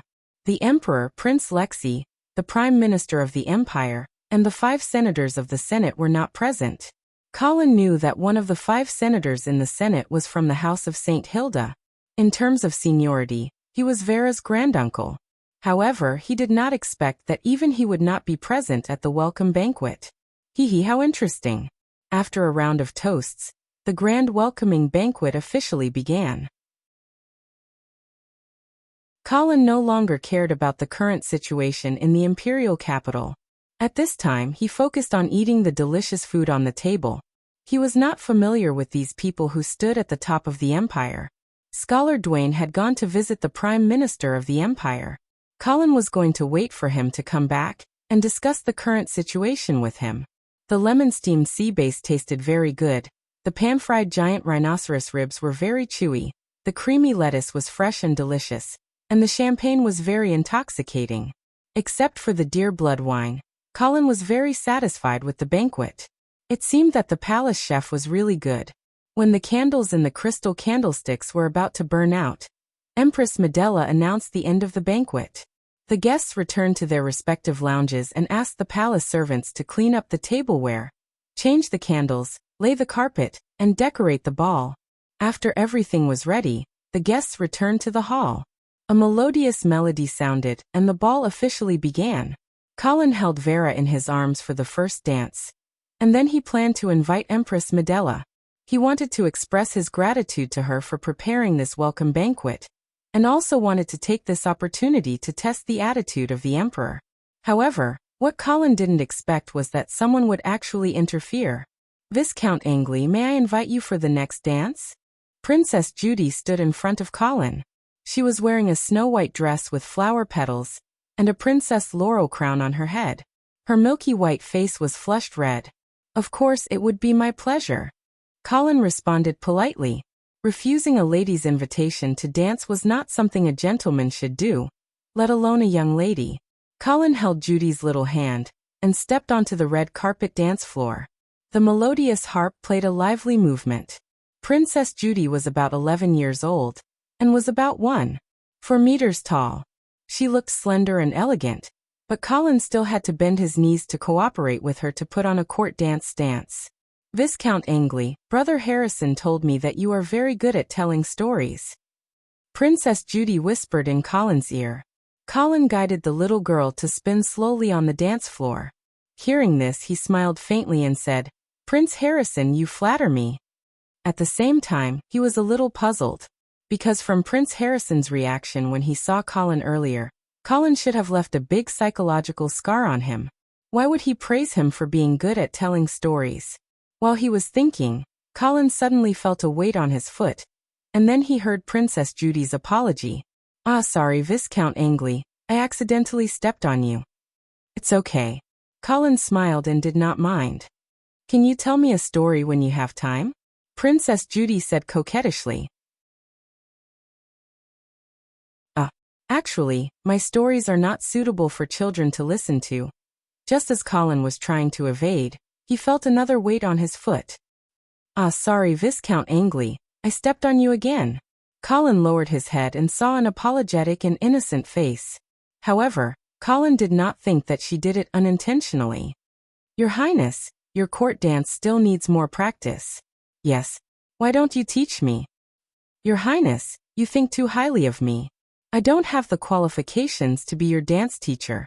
Viscount Angley, you are too polite. I feel that you dance better than my current dance teacher. While speaking, Princess Judy almost accidentally stepped on Colin a few times, but Colin dodged without leaving a trace. With Colin's reflexes and speed as a fifth-step knight, it was easy for him to dodge a little girl's step. However, Princess Judy was very persistent.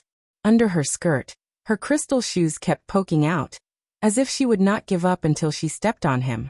Her expression was sometimes annoyed, sometimes angry, sometimes gnashing her teeth. She completely threw away her cute and obedient disguise, revealing her mischievous nature. Colin smiled and did not say anything, elegantly dodging Princess Judy's step. At the same time, he did not forget to tease her. Your Highness, your rhythm is messed up. Princess Judy ignored Colin and continued to focus on her task of stepping on his feet. This time, the dance became stuttering and there was no elegance to it. The surrounding audience also saw the clues and smiled. Obviously, they had some understanding of Princess Judy's temper. Seeing that she could not step on Colin, Princess Judy was so anxious that she was about to cry. Her pitiful appearance made people feel sorry for her. However, Colin would not be fooled. He guessed that this little girl was most likely acting. As if seeing that Colin was not fooled, Princess Judy rolled her eyes and suddenly said, Viscount Angley, do you know why father did not attend the banquet? Colin's eyes narrowed and asked curiously, why? However, Princess Judy smiled proudly and did not answer. Colin understood and could only sigh. He no longer dodged and allowed Princess Judy to ruthlessly step on his foot. The little girl suddenly smiled, as if she had won a great victory. She used all her strength to step on Colin's feet and said softly, because father is sick. Sick. Colin's heart skipped a beat. He was about to continue asking when the music stopped. Princess Judy raised her small head, gathered her skirt, curtsied to Colin and then walked away. Seeing that she was running in the direction of Prince Harrison, she was probably going to show off to her brother. Colin shook his head with a smile. Then he saw Empress Medela walk over. She was wearing a palatial purple low-cut corset dress, revealing her round shoulders and large snow-white breasts. The exquisite tailoring outlined the perfect curves of her body. Her long golden hair was tied up in a noblewoman's bun, and her slender waist swayed as she walked. She was graceful, dignified, and charming, and made Colin fall into a daze for a moment. Sorry, Viscount Angley, Judy is a little naughty. Colin smiled and said, Not at all, Her Highness is very cute. The music started again. Empress Medela smiled and reached out her left hand. Colin hurriedly went forward and hugged the Empress' slender waist, swaying to the music.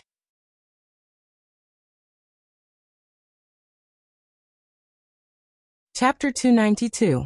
Colin held Empress Medela's slender waist as they danced on the ornate carpet, accompanied by a melodious melody. In the framework of the court dance, the man and woman dancing together looked like they were hugging each other, but in reality, that was just an illusion. Apart from their arms, there was no other body contact between the two. Only lovers or husband and wife would have their abdomens pressed together intimately.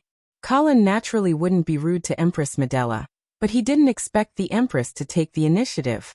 Feeling the softness and warmth on his lower abdomen, Colin's mind remained calm. Judy has been learning to dance since she was young, but she has a bad habit of stepping on people's feet. It's not aimed at you. I hope you don't take it to heart." Empress Medela whispered into his ear. Her languid tone and moist breath constantly stirred Colin's heart. "It's an honor to be stepped on by a beautiful lady," Colin replied with a smile. At the same time, he remembered that Empress Medela had also stepped on him at the ball in Silvery Moon. It seems that like mother, like daughter. Perhaps she thought of the same thing, but Empress Medela's beautiful face flushed red. Colin led Empress Medela around in a quick circle, her purple dress blooming like a flower, the seductive scenery flashing past. "I heard His Majesty is sick?" Colin suddenly spoke, waking Empress Medela, who was intoxicated by the melodious dance music. The Empress rolled her eyes and glanced at Colin. She smiled and said, "Where did you hear the news?" Colin didn't speak. He wasn't going to expose a little girl. But seeing Empress Medela's reaction, this news should be true. No wonder Emperor Reinhardt hadn't appeared. Seeing that Colin wasn't willing to reveal the source of the news, Empress Medela didn't pursue the matter. She nodded and said, "Yes, His Majesty is indeed sick, but you don't need to worry. He should be fine soon. Also, I hope you don't spread this news. After all, it's easy to cause unnecessary panic." "I understand." Colin nodded and then asked, "Your Majesty, what do you think about the successor of the Dukes of the North?" Empress Medela's expression turned solemn as she spoke softly. "Don't worry. Both His Majesty and I want to see Vera inherit the position of the Dukes of the North. Moreover, you also have the will of the previous Dukes of the North in your hands. So you can relax and wait for a while. When the time is right, I will naturally arrange for you to meet His Majesty." Not only did Queen Medela's comforting words not ease Colin's mind, but they also made him realize that something was wrong with the current situation in the capital. Moreover, Colin also noticed that the Empress had said, "Wait for the right time," instead of "Wait for His Majesty to recover from his illness." This made him wonder if it was not because His Majesty was seriously ill that he could not meet any guests at this time. Instead, it was because the timing was not right for him to meet Vera. "Your Highness, of course I am willing to listen to your arrangements." Although his heart was full of doubts, Colin certainly did not question the Empress's decision on the surface. After all, they were not in Winter City now. They were in Imperial Dragon City. The House of St. Hilda did not have much power here. Vera's aunt, Queen Medela, was definitely one of the most important people. Of course, Colin did not completely trust the beautiful Empress. She was indeed Vera's aunt, but she was also Joyce's aunt. Colin had no way of knowing which side her heart was leaning towards. Seeing that Colin was so obedient, the smile on Queen Medela's face became brighter and brighter. "By the way, there is one more thing that you need to pay attention to." "Please tell us." "Don't trust Seabass St. Hilda." Colin's heart skipped a beat and he almost missed the beat. Fortunately, he quickly adjusted himself. Seabass St. Hilda was Vera's uncle. He was also one of the senators of the Empire. There were a total of 5 senators in the Empire's Senate, and each of them was an elder from one of the 5 major paladin families. The 5 senators would take turns as the chairman of the Senate every month. They were responsible for presiding over the Senate's meetings that month. Therefore, Seabass was also an important person in the House of St. Hilda in Imperial Dragon City. Originally, Colin and Vera had planned to visit Seabass the next day. However, they did not expect Queen Medela to remind them not to trust him. What was going on? In terms of seniority, Seabass was Medela's uncle. Was there a family feud going on? Colin was speechless for a while. He quickly asked, "Your Highness, why is that so?" But Empress Medela remained silent. When Colin saw this, he did not continue to ask. At the end of the song, Colin let go of Queen Medela's hand and slender waist and bowed to her. Empress Medela smiled and curtsied back, saying softly, "Trust me, the current Imperial Dragon City is a dangerous whirlpool. The best choice for you and Vera is to stay out of it. If you rashly get involved, it will only be difficult to get out." Colin narrowed his eyes and said, "Your Highness." Queen Medela interrupted him and said, "Don't ask too much. Don't think too much. Wait patiently for my news." After saying this sentence, Queen Medela swayed her waist and left. Colin was left standing there in a daze. Colin, what's wrong with you? Vera asked as she walked over and held her husband's arm. I will tell you more when we get back. Colin patted Vera's hand and said. However, he saw a familiar figure walking towards him. I didn't expect to see you again so soon, Viscount Angley. The Earl of Avon walked over to Colin with a smile. He then greeted Vera and introduced his female companion to Colin and his wife. This is Miss Shelia, Prince Lexi's first daughter, and also my fiancée. Colin raised his eyebrows and turned to look at the Earl of Avon's female companion. Miss Shelia was wearing a beige dress. She had delicate facial features, black hair, black eyes, and a gentle temperament. She was the kind of woman who could arouse the sympathy of men. However, what really caught Colin's attention was her identity. She was the daughter of a paladin. Moreover, Colin remembered that the Marquis of the Eastern region that he had just released was the elder brother of the Earl of Avon. He was married to the daughter of one of the Eastern region's earls. It seemed that the Duke of St. Prospero really wanted to change his heir. Colin suddenly thought of the words that he had said to Marquis Vincent at the New Shui River. He suddenly felt that the Eastern region would definitely be very lively in the future. Just as Colin was thinking about it, the Earl of Avon suddenly sent an invitation to Vera. Beautiful Miss Vera, I wonder if I would have the honor to dance with you? Vera turned to look at Colin and saw him nodding with a smile. She then handed her hand to the Earl of Avon. Seeing the two of them walking hand in hand to the dance floor, Shelia blinked her big eyes as if to say to Colin, "What are you waiting for?" Colin also realized what he should do and quickly invited Shelia to dance with him. After getting the other party's consent, Colin held the delicate hand of the paladin's daughter and once again walked to the center of the dance floor. Did you and the Earl of Avon just get engaged? Colin asked curiously as he hugged Shelia's waist. Yes, just a week ago, Shelia whispered, and then no longer said anything.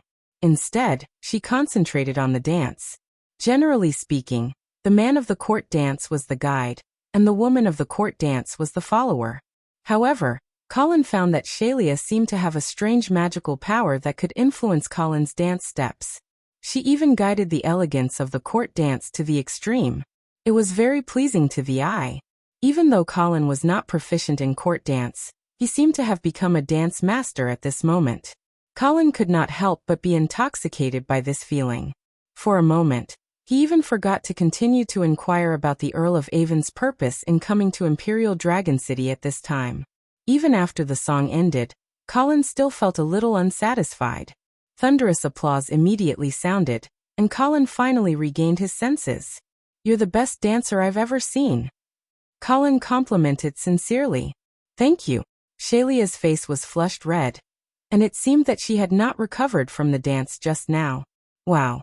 Viscount Angley, I am a little jealous of you.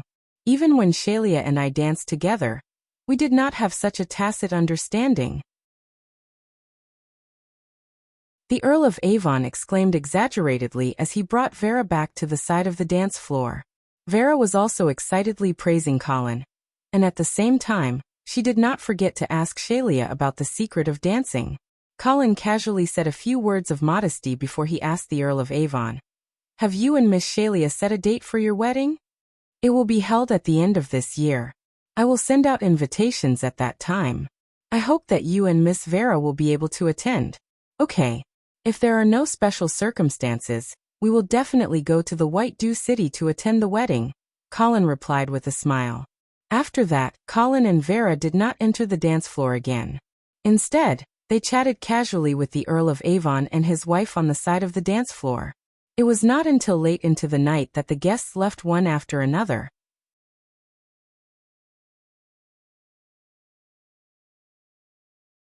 Chapter 293.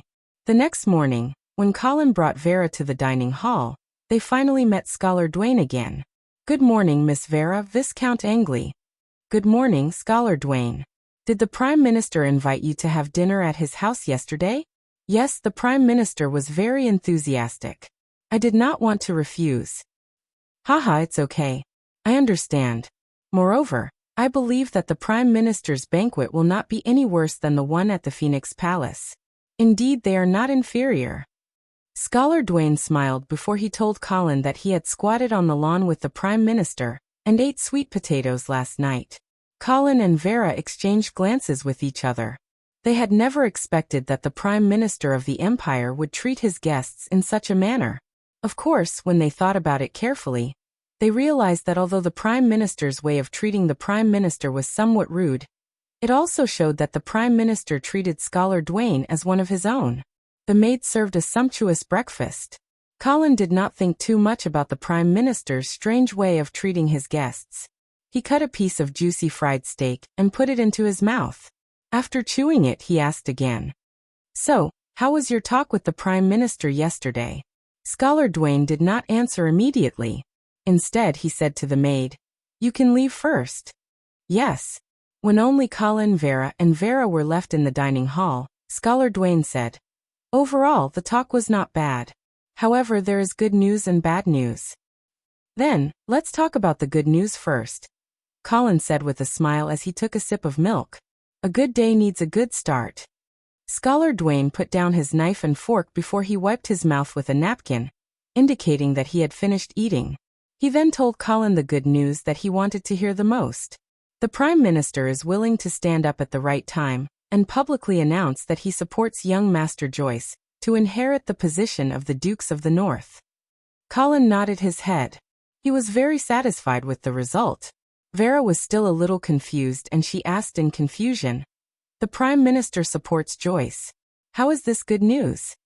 Scholar Dwayne smiled and told him about the conflict between Baron Heidegger and the Senate. At this moment, Vera finally understood that the reason why the Prime Minister had asked the Prime Minister to support Joyce was actually to provoke the Senate, so that they would unanimously agree that Joyce would inherit the position of the Dukes of the North. Colin continued to ask, "What's the bad news?" Scholar Dwayne's expression became serious. "A Warsong tribe has appeared among the orcs. The Western region has already sent an expeditionary force to cross the Broken Sky mountain range in an attempt to nip the Warsong tribe in the bud. But there has been no good news yet. The Prime Minister is worried that there will be problems in the Western region, but at present, the high-level officials in the capital generally have no plans to send troops to support them." Colin's expression changed as well. He had dug out information about the orcs from his predecessor's memories, so of course he understood the seriousness of this problem. If the Western region was not exaggerating, then this was definitely the biggest threat that the Radiance Empire was about to face. Hearing this, Vera could not help but ask, why are the important people in the capital not willing to send troops to support the Western region? Colin's mouth twitched and he smiled with some disdain. Before the disaster really comes, most people will have a fluke mentality and think that things will not be so bad. Scholar Dwayne nodded and agreed. Indeed, before seeing the real threat, the central government of the Radiance Empire is not willing to send troops easily. However, in addition to this, there is actually another reason. Oh, what is it? This is another piece of bad news, Scholar Dwayne said in a deep voice. Prince Lacey has asked to declare war on Yevil. What? Vera exclaimed. She had lived and studied in Yevil for more than 10 years, and had long regarded it as her second hometown. At this time when she heard the news, she could not help but worry. Why is this happening? Is it because of the Trials I Forbidden spell? But isn't the Radiance Empire worried that the mages will die together? Scholar Dwayne sighed and said, It is indeed because of the Trials I. Prince Lacey is not a person who can withstand coercion. He would rather take the risk of being retaliated by the mages, in order to completely eliminate this terrible threat to the knights. When Colin saw Vera's slightly frightened face, he quickly held her slightly cold hand and comforted her.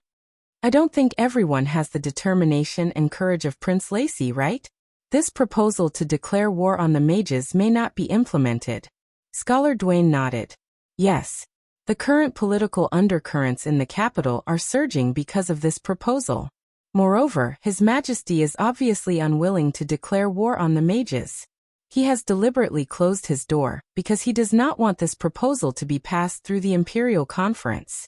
Colin smiled and said, I heard that His Majesty fell ill at the banquet yesterday, so it is because of this. It is most likely because of this reason.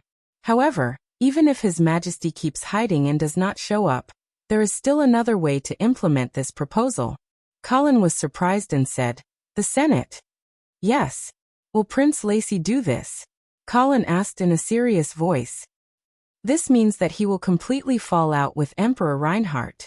When Emperor Reinhardt secretly met Mr. Lacy and reached a tacit understanding with him, he had already completely offended Prince Lacy.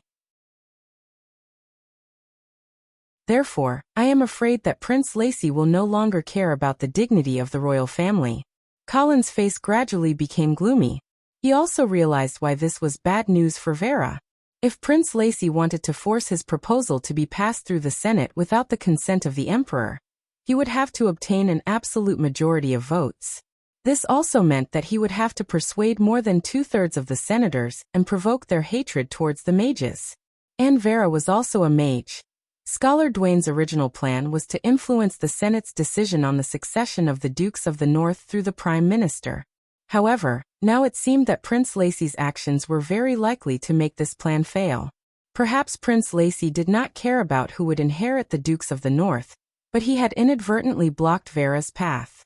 Moreover, if the Empire really declared war on Yevil, the group of mages would most likely take revenge.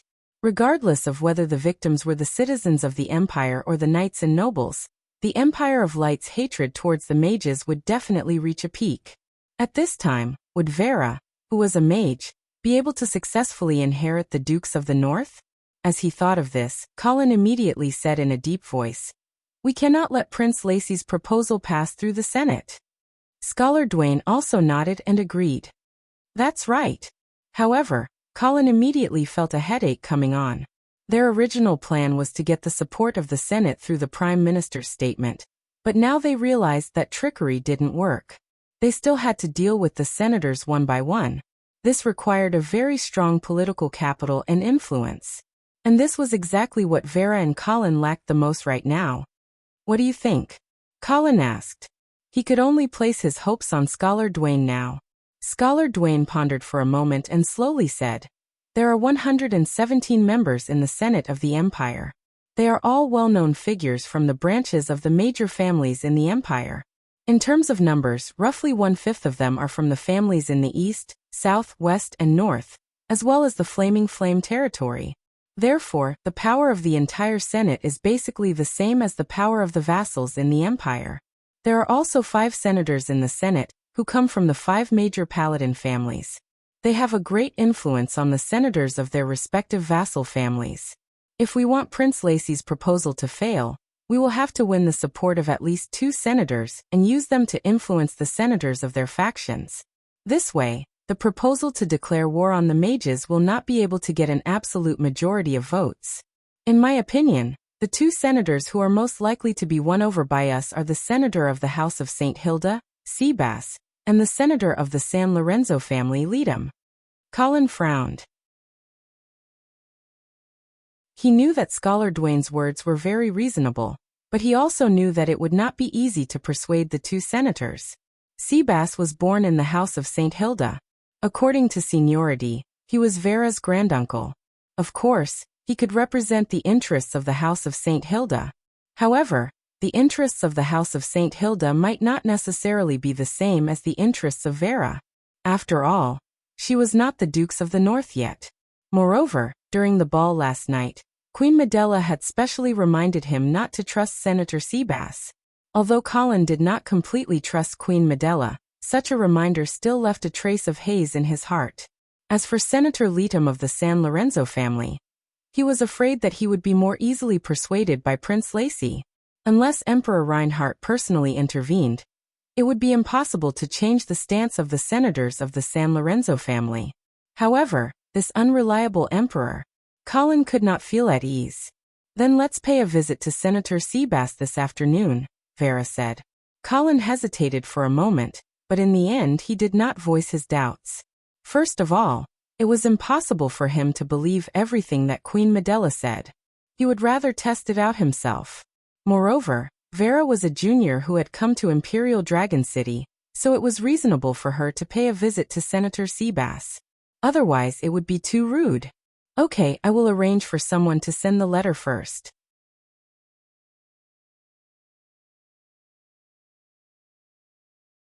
Chapter 294. Governor Seabass Mansion was located in the northern district of Imperial Dragon City.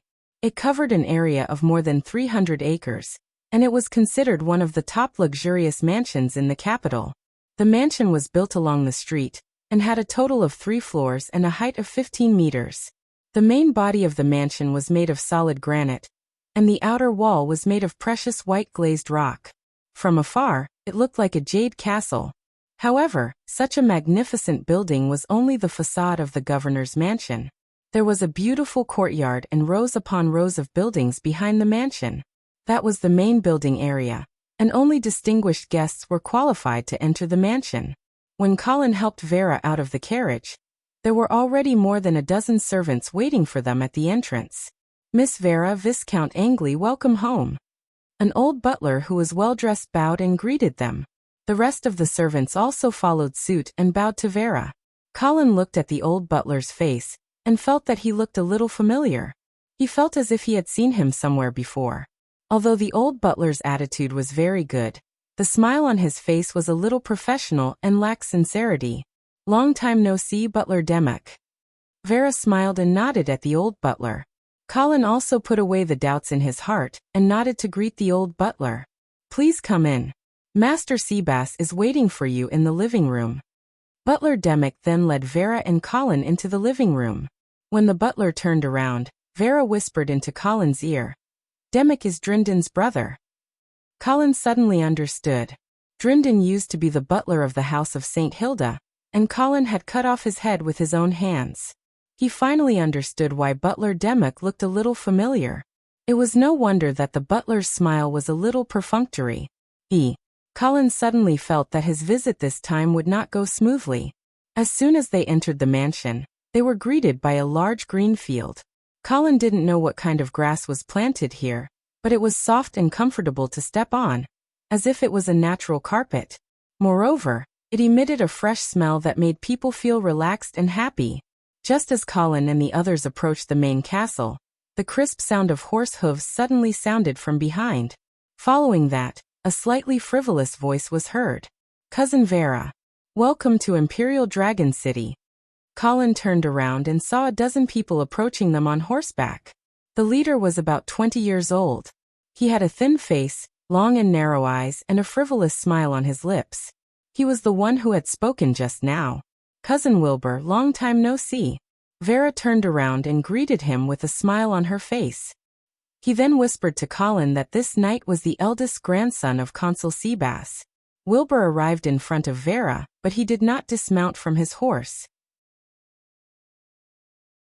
Instead, he bowed slightly to her before he glanced at Colin and said, This must be my brother-in-law, Viscount Angley, right? Wilbur's attitude made Colin unhappy. As a collateral descendant of the House of St. Hilda, how could he not dismount from his horse and bow to the eldest daughter of the House of St. Hilda? Needless to say, Vera was about to inherit the position of the Dukes of the North. Wilbur's attitude was too disrespectful. Hello, Knight Wilbur. Colin smiled faintly and nodded to the other party casually. He was a noble of the Empire. Even if Wilbur's grandfather was a consul of the Senate, he was not qualified to make him bow to him. Viscount Angley, I have heard of your great name in Imperial Dragon City. Wilbur looked down at Colin and said sarcastically, Silvermoon City annihilated the main force of the Pegasus Legion, killed the Troll Emperor in the Sky Ice Field, defeated the Dwarf Alliance outside Winter City. It's really admirable. Colin said modestly, You flatter me. These are the achievements of the brave soldiers of the northern frontier.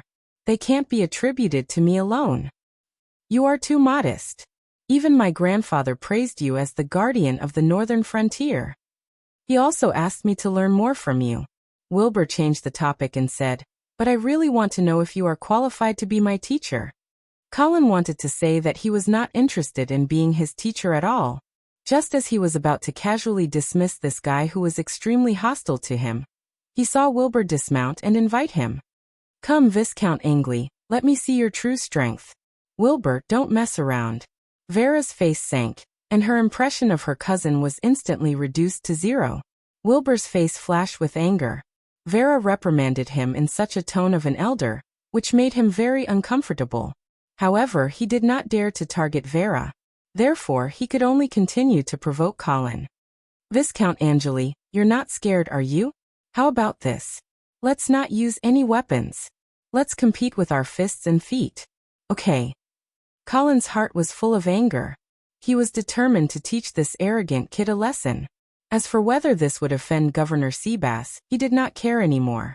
Moreover, he was more and more convinced that Vera would not be able to win over Governor Seabass. Wilbur immediately smiled when he saw that Colin had accepted the challenge. He stretched his body and got into a fighting posture. He looked as if he was afraid that Colin would go back on his word.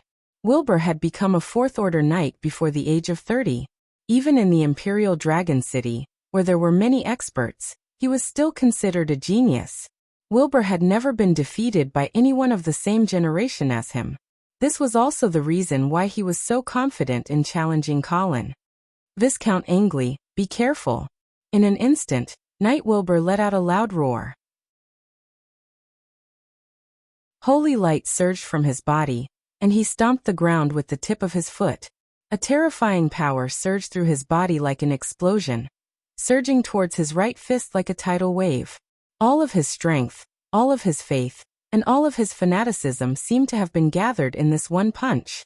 Under the unspeakable malice of jealousy, indignation, hostility, and so on, Webb's punch had actually obtained a sudden sublimation. He even felt that this was a punch that he had performed exceptionally. With this punch, Webb seemed to have already seen Colin screaming and falling to the ground. The guardian of the northern frontier? The gravedigger of the great demon emperor? The rising star of the northern frontier? You still have to cry and beg for mercy under my hands. Ha ha ha, I'm the most outstanding knight of the northern frontier's younger generation. Pht. Suddenly, Wilbur felt a sharp pain in his body. His fanatical attention was quickly pulled back to reality, and the beautiful scene in his imagination shattered like a mirror. What's going on? Wilbur widened his eyes and stared blankly in front of him. His fist was only a few inches away from Colin's head, but this small distance was like a chasm at the end of the world that could never be crossed. At the same time, Wilbur's chest was in intense pain. He slowly lowered his head and saw Colin's right index finger gently tapping his chest. Bang! A huge explosive force instantly exploded from Wilbur's chest, sending him flying far away. Wilbur felt as if his body had been hit by a violent rhinoceros. His limbs were weak and his head was dizzy. He wanted to struggle to stand up, but he failed after trying a few times. Young Master Wilbur, a middle-aged knight, immediately got off his horse and wanted to help Wilbur up. Don't touch me, Wilbur roared, his expression exceptionally ferocious. One move. He couldn't even take a single move from his opponent. Anger and shame surged into Wilbur's brain like a tidal wave, making him almost go crazy. Norman, you go. Wilbur ordered the middle-aged knight who was trying to help him up. The Norman knight hesitated for a moment and advised, Young master, this isn't a suitable way to treat a guest. If I tell you to go, then go. Wilbur seemed to have fallen into madness. Haven't you always admired Viscount Angeli? Now that there's such a good opportunity to fight, how can you not grasp it? Go. The Norman knight was helpless. He could only turn around and stand in front of Colin. He first gave a knight's salute and said, Sorry, Viscount Angeli, please allow me to witness your martial arts. Colin smiled faintly and returned the salute. Please. Just as the two's auras were rising and they were about to decide the victor, an old and deep voice suddenly sounded. Stop.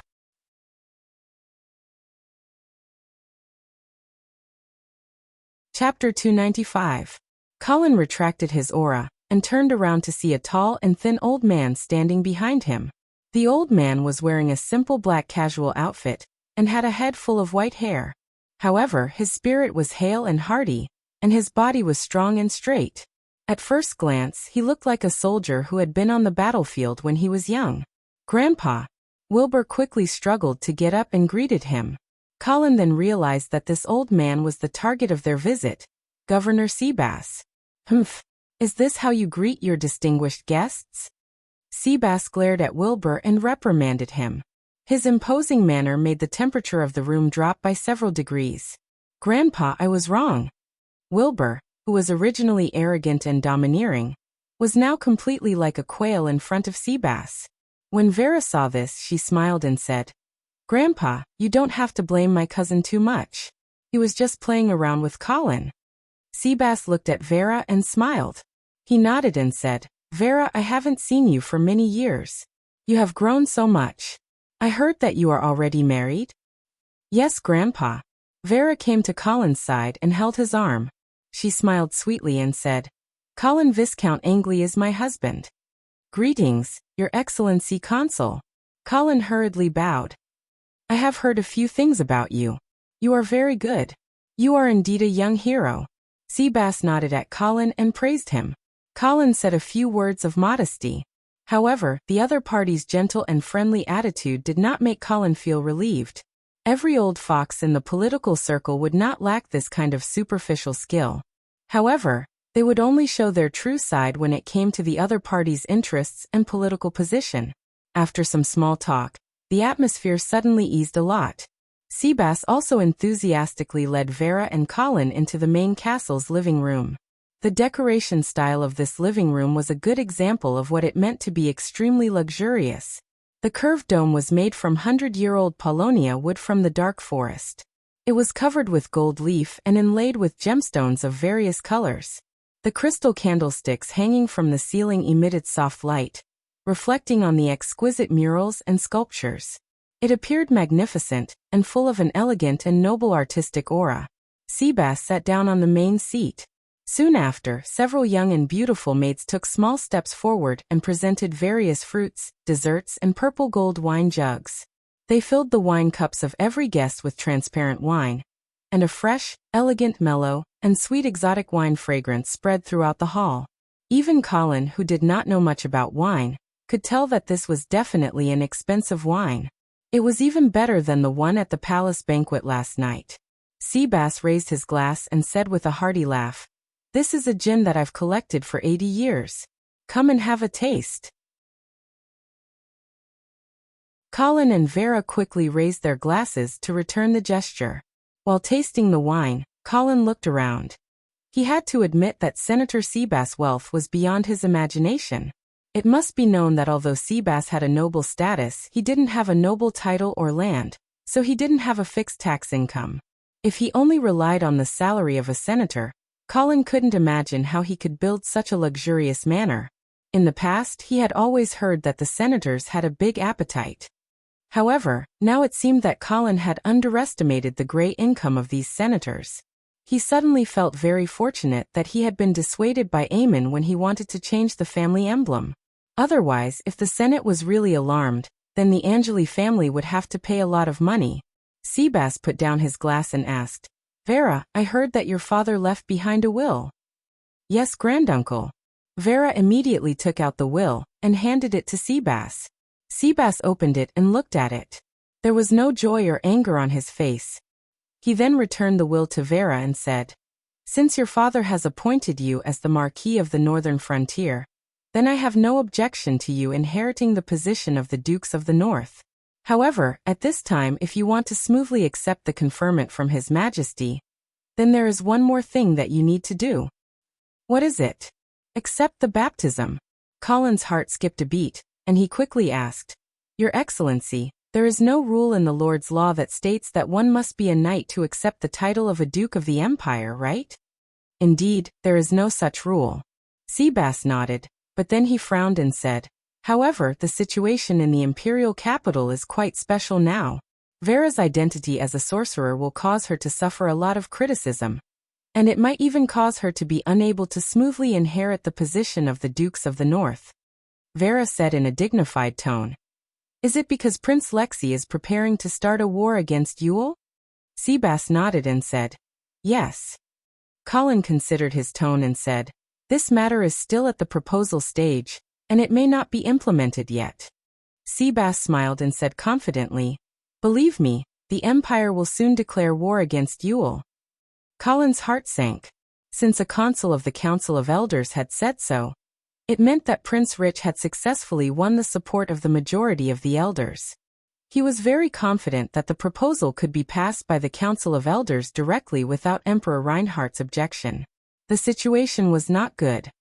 "Granduncle, Do you also support the declaration of war against Yule? Vera could not help but ask.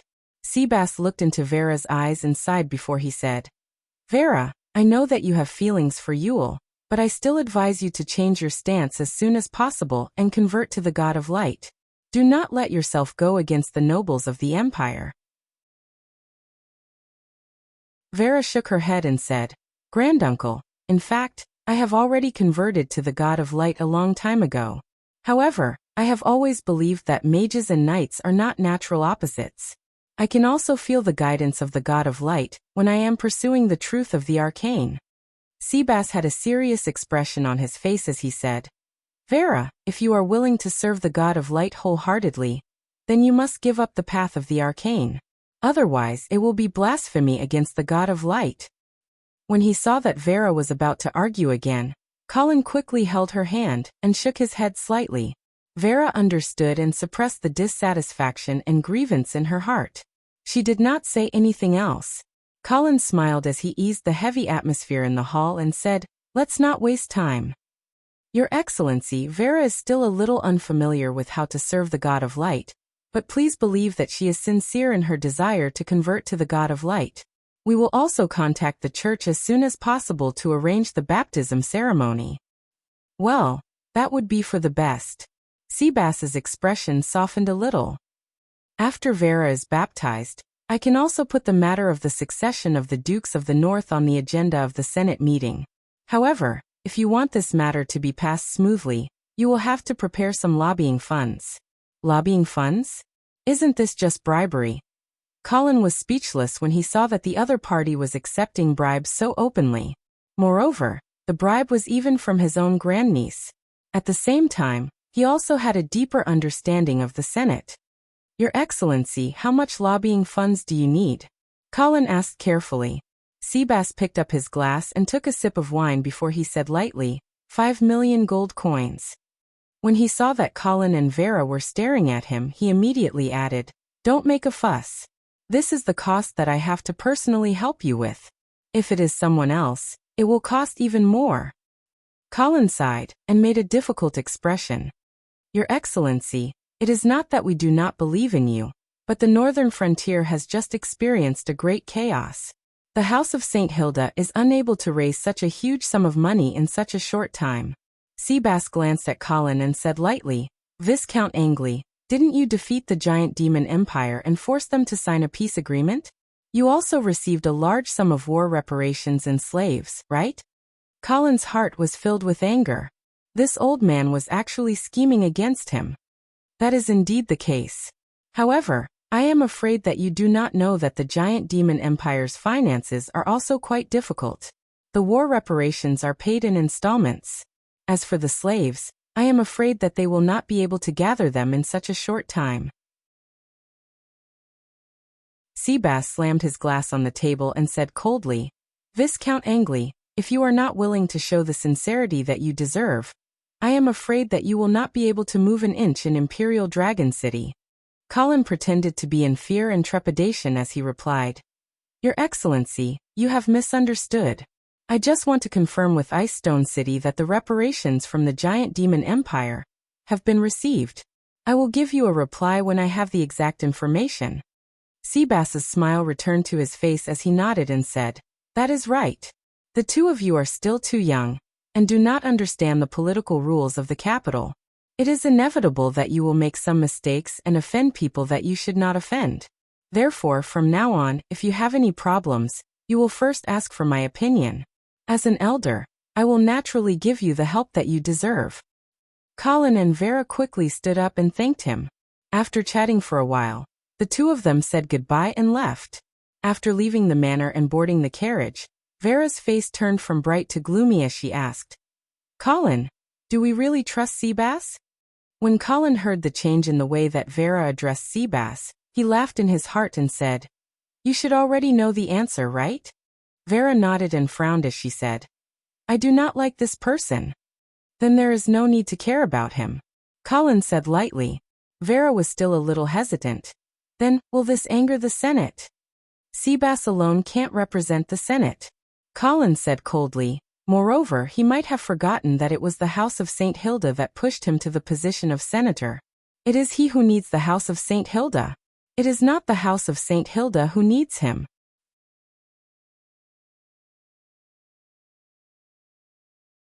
Chapter 296. What? Governor Leadham rejected our request to visit him? As soon as they returned to their residence in the Phoenix Palace, Scholar Duane brought another piece of bad news. Yes, Lord Viscounts. They responded that Governor Leadham is not in good health recently, and is unable to meet with guests.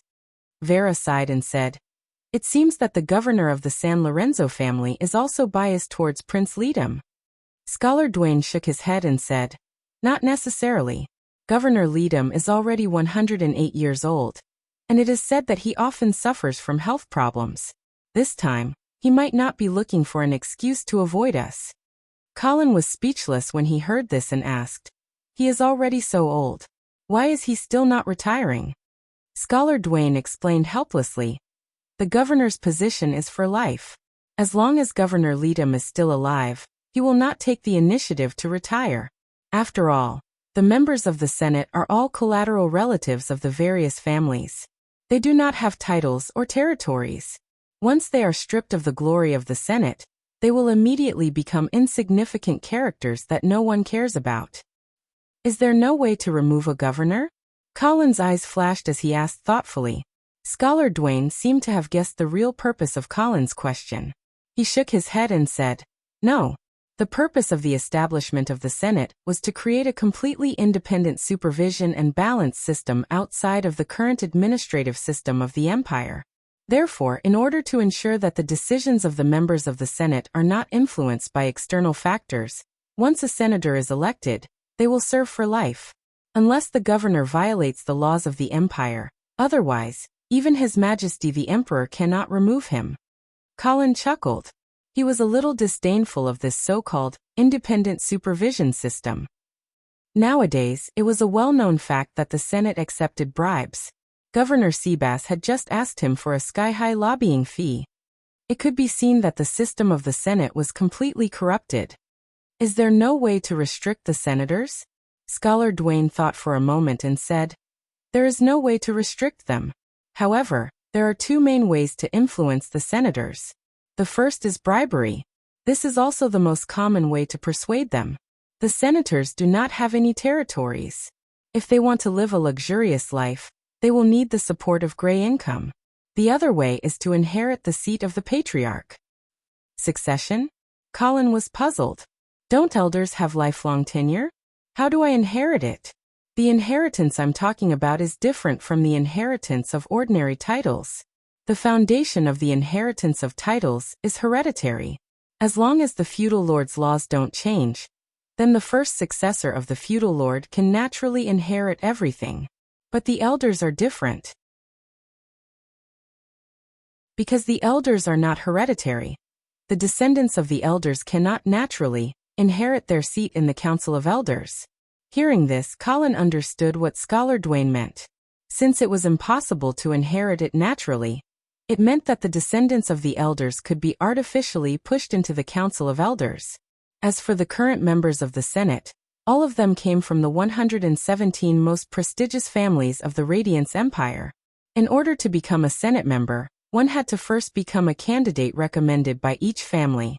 Then, this candidate had to obtain more than half of the votes in the Senate before they could officially enter the Senate.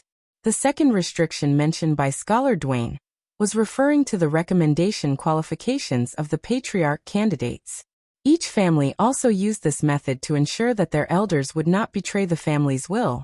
For example, Seabass. His position as a senator was lifelong.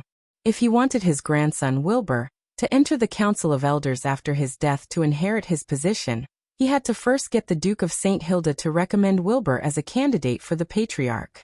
In this way, the Duke of St. Hilda would have the means to restrict Seabass. However, the problem now was that Vera had not yet inherited the position of the Duke. On the contrary, she still needed the approval of the Council of Elders. Generally, the inheritance of the nobles of the empire did not need to go through the Council of Elders. They only needed to be conferred the title by the Lord. Only the dukes of the 4 territories were different. They guarded the 4 territories of the empire, and were the key forces to resist the foreign races. The selection of the duke was very important, so there was an additional procedure in the Council of Elders. However, Seabass' attitude just now had already made Colin realize that this senator from the House of St. Hilda did not really want to help Vera become the Dukes of the North. However, Colin discovered that he did not have any means to influence the other party, other than paying a huge amount of lobbying fees. Was he really going to be ruthlessly ripped off? No. If the other party took the money and did not do anything, Colin would not be able to do anything to him. Moreover, the northern frontier had just been pacified, and they urgently needed this sum of money to alleviate their predicament. He could not use it to benefit that old man. How about I kill him? Colin's heart was ruthless. However, he immediately hesitated. After all, the imperial capital was a place with hidden dragons and crouching tigers. Unless it was absolutely necessary, Colin did not want to use such a method. If he was discovered, then he could only take Vera and go into exile. How about converting? However, Colin felt that converting into a blood descendant would be very risky. Because blood descendants had self-awareness, Colin had never tried to convert his enemies into blood descendants. Currently, the 3 blood descendants, Knight Charles, Queen Aisha, and Knight Vala, were all indebted to Colin. Charles was reborn from a broken limb. Aisha came back from the dead and took revenge. And as for Vala, she felt guilty towards Colin. After atoning for her sins with her death, she was given a second life by Colin. In short, even if the 3 of them were not blood descendants, they would not betray Colin. Converting them into blood descendants would only strengthen their attachment and make Colin trust them more. However, if it was Seabass, Colin did not dare to convert him into a blood descendant. Although he could indeed use bloodline suppression to make a blood descendant unable to resist him, this kind of control was limited to the physical body, and he could not control the mind. What if Seabass pretended to submit to Colin, but turned around and sold Colin out? Of course, if he converted into a blood slave without self-awareness, there would be no need to worry about betrayal. However, if he did that, it would be easy for him to be seen through. After all, blood slaves did not have self-awareness and only knew how to listen to orders, unless Colin split his consciousness to control them. However, this kind of control was very stiff, and it was possible to fool them in a hurry, but after a long time, they would definitely be exposed. Was there really no way to deal with Seabass? Colin thought for a long time, and suddenly, he had a flash of inspiration and said, "Actually, we don't have to fight for Senator Seabass." "What do you mean?" Vera had a puzzled expression on her face. "Senator Seabass only has 1 vote, and whether he agrees or not doesn't matter much. As long as we can get the other 20 or so elders of the northern frontier to vote for us, it will be fine." Scholar Dwayne's eyes lit up. "You mean to say that we can make Senator Seabass a mere figurehead?" Colin smiled and nodded. "That's right. Although Vera is not the Dukes of the North yet, the northern frontier is now under our control. As long as we put pressure on the major families of the northern frontier, then we can influence the elders of these families through the patriarchs of these families. In this way, Seabass will be insignificant." Scholar Dwayne nodded repeatedly. "This is indeed a good idea, but I am worried that there might not be enough time." Colin immediately ordered, "Forget it. We don't know when Prince Rhy and the others are going to send the proposal to the Senate, but we can't just sit here and wait for death. Vera, immediately write a letter to Winter City and ask Marquis Garcia to gather the lords of the northern frontier and put pressure on them." "Okay."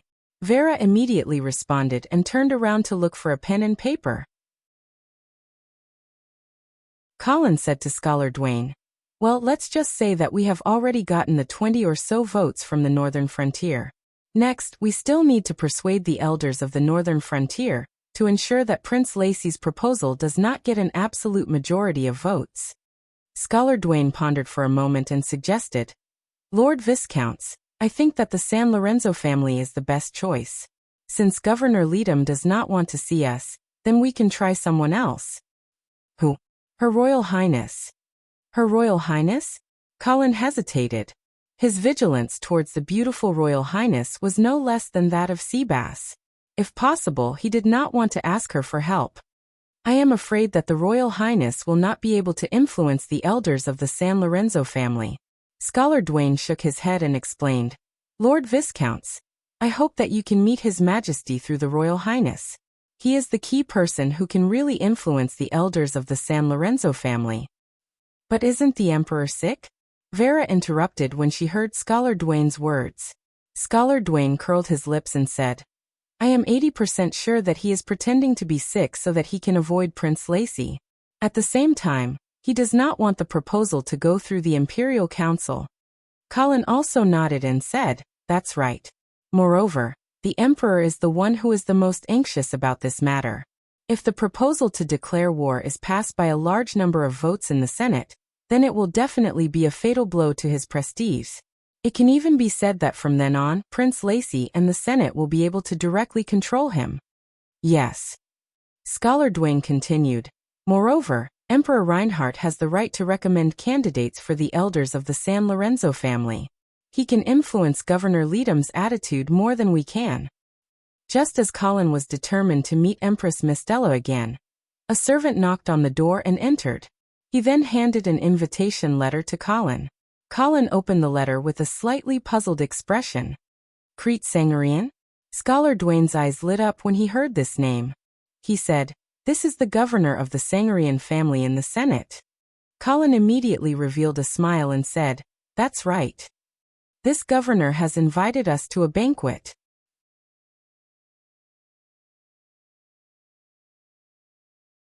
Chapter 297.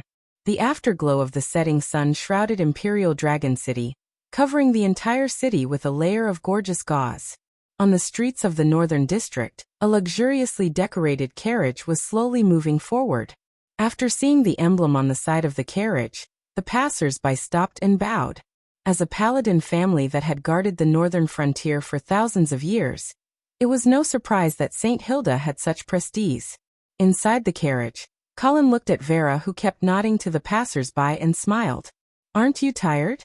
Vera put down the curtain to block out the respectful and admiring gazes.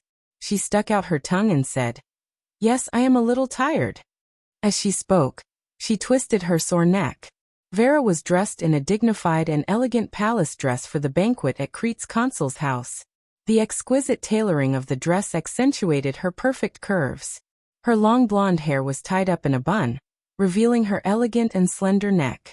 Colin stretched out his hand to massage his wife's neck. Vera turned her head sideways and smiled sweetly at her husband. There was also a third wheel in the carriage, Scholar Duane. He kept looking down at the patterns on the carpet, as if he was trying to figure out some secrets from them. Colin could also see the awkwardness in the other party's expression, so he broke the silence. Duane, why do you think Crete's consul took the initiative to invite us this time? I think he wants to cooperate with us, Scholar Duane replied without raising his head. The expedition to the western region that has gone deep into the Orcs' territory has not brought back any good news. The St. Gerian family definitely does not want to see the Empire declare war on the sorcerers at this time. After all, they are still counting on the Empire's military assistance to the western region. Colin nodded. He had come to the same conclusion. Therefore, he felt more relaxed and happy along the way. With the support of the elders of the western region, it was more likely that they would be able to reject Prince Lacy's proposal. As they spoke, the carriage came to a stop. Scholar Duane got out of the carriage first, followed by Colin and Vera. Miss Vera, Viscount Angley. Welcome to the Nightingale Manor. The one who spoke was an old man with a handsome face. He was wearing a white aristocratic suit. It was of high quality and exquisite workmanship. The decorations were simple but tasteful. His face was covered with the traces of the passage of time. His hair was a little white, but the amount of black hair was far more than white hair. His eyes were full of spirit, his face was rosy, and his back was straight. Although he was old, he looked quite strong. The old man's voice was gentle, and his temperament was refined. His every movement showed the dignified bearing of a superior. This man was one of the 5 senators of the Senate, Crete Sangarian. Colin and Vera hurriedly stepped forward to greet him. One must know that when they went to meet Seabass this morning, The other party did not even come out to greet them. However, when they came to meet the Western region's governor, they were greeted with such courtesy. In comparison, it was obvious that Seabass was not sincere in helping Vera at all. Under the guidance of Crete, everyone entered the manor. Of course, no one dared to provoke Colin along the way. Hundreds of candles illuminated the dining hall as if it was daytime, and the air was filled with the refreshing fragrance of plants. Crete warmly invited Vera and the others to take a seat. Then, the young and beautiful maids entered in a single file and served the exquisite food. The decorations of the Nightingale Manor were also very luxurious. It seemed that Crete was not the only person in the Senate. However, Colin did not care whether the other party was greedy or not. As long as he could help him, he did not mind paying a price. Of course, he could not ask for too much like Seabass. Colin did not want to be taken advantage of. Crete raised his glass and said in a hearty voice, "Distinguished guests from the northern frontier, although the current situation in the Empire is turbulent, I believe that the Western region and the northern frontier have the same position on certain issues. As long as we work together and advance and retreat together, we will definitely be able to achieve the ideal result." Colin's eyes lit up. He was pleasantly surprised by the frankness and sincerity of the Western region's governor. He downed the wine in his glass and smiled. "Your Excellency, you are right. The northern frontier also believes that this is not the best time to declare war on Yevil." "Very good."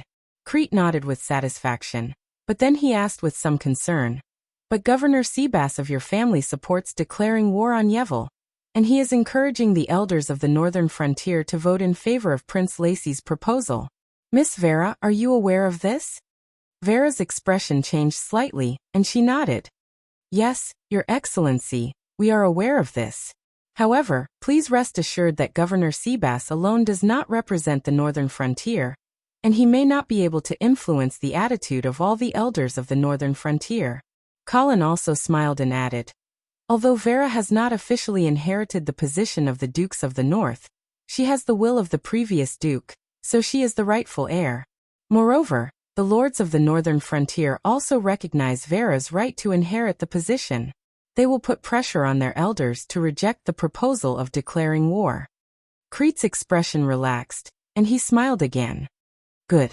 As long as the northern frontier and the western region remain the same, then the proposal of declaring war will not be able to get an absolute majority of votes."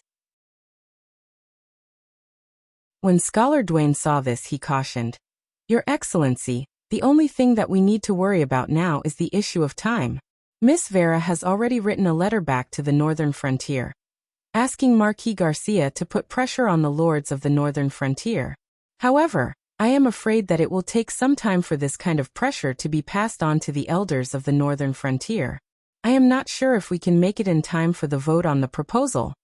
When Crete heard this, he laughed and said, "Don't worry, we will definitely make it in time." When Colin saw that the other party was so confident, he quickly asked, "Oh, has the Senate arranged the voting agenda for this proposal?" Crete shook his head and said, "Not yet. However, you can rest assured that Prince Lacey's proposal will not be able to be submitted to the Senate for a vote until the end of this month." "Why? Do you know why this proposal has not been submitted to the Senate for so long? It is because the proposal needs the approval of the chairman on duty before it can be submitted to the Senate for a vote. This month's chairman is Governor Letham." Colin's heart skipped a beat, and he immediately understood what the other party meant. When he thought about how Governor Letham had pretended to be sick and refused Vera's visit, he suddenly realized something. "You mean, Governor Letham is deliberately pretending to be sick and delaying the proposal to prevent it from being submitted to the Senate?" Crete nodded with a smile, confirming Colin's guess. Vera's face lit up as she said, "Does that mean that the elders of the San Lorenzo family are also against this proposal?" However, Crete shook his head and said, "No, Prince Lacey's influence is too great. The elders of the San Lorenzo family are wavering, and I estimate that more than half of them will vote in favor of this proposal." "That's enough," Colin said excitedly. "After all, we only need 1/3 of the opposition votes to stop the proposal from being passed." At this time, the stone in his heart was finally lifted. However, through this storm, Colin also deeply understood the terrifying influence of Prince Lacy in the capital. Even though Emperor Reinhardt and the governors of the San Lorenzo family were unwilling to declare war on Yevil, they did not dare to oppose his proposal directly. They could only delay it by pretending to be sick, and then use other means to prevent the proposal from being passed. No wonder Emperor Reinhardt was willing to take the risk to cooperate with Mr. Lacy in order to obtain the means to restrain the paladin. No matter who was sitting on the throne, they would not be able to eat or sleep well in the face of such a powerful paladin. Next, everyone put down their worries and began to enjoy the delicious food. As they chatted and laughed, the atmosphere of the banquet gradually warmed up. However, at this time, an old man who looked like a butler hurried to Governor Crete's side and reported a few words in a low voice. Then everyone saw that Crete's face had turned pale. A bad premonition arose in Colin's heart. He asked carefully, "Sir Consul, what happened?" Crete was stunned for a moment, and he seemed to be a little slow to react. After a long while, he looked up at Colin and said in an extremely heavy tone, "Governor Ledham has unfortunately passed away. That you're tuning in to the Lime's Wuxia Whispers YouTube channel. We're so grateful for your support, and don't forget to subscribe to join us on this incredible journey through captivating stories. Your generosity through donations truly makes a world of difference, as it's the primary source of revenue that allows me to expand and enhance this channel for you. Thank you from the bottom of my heart for being a part of this adventure."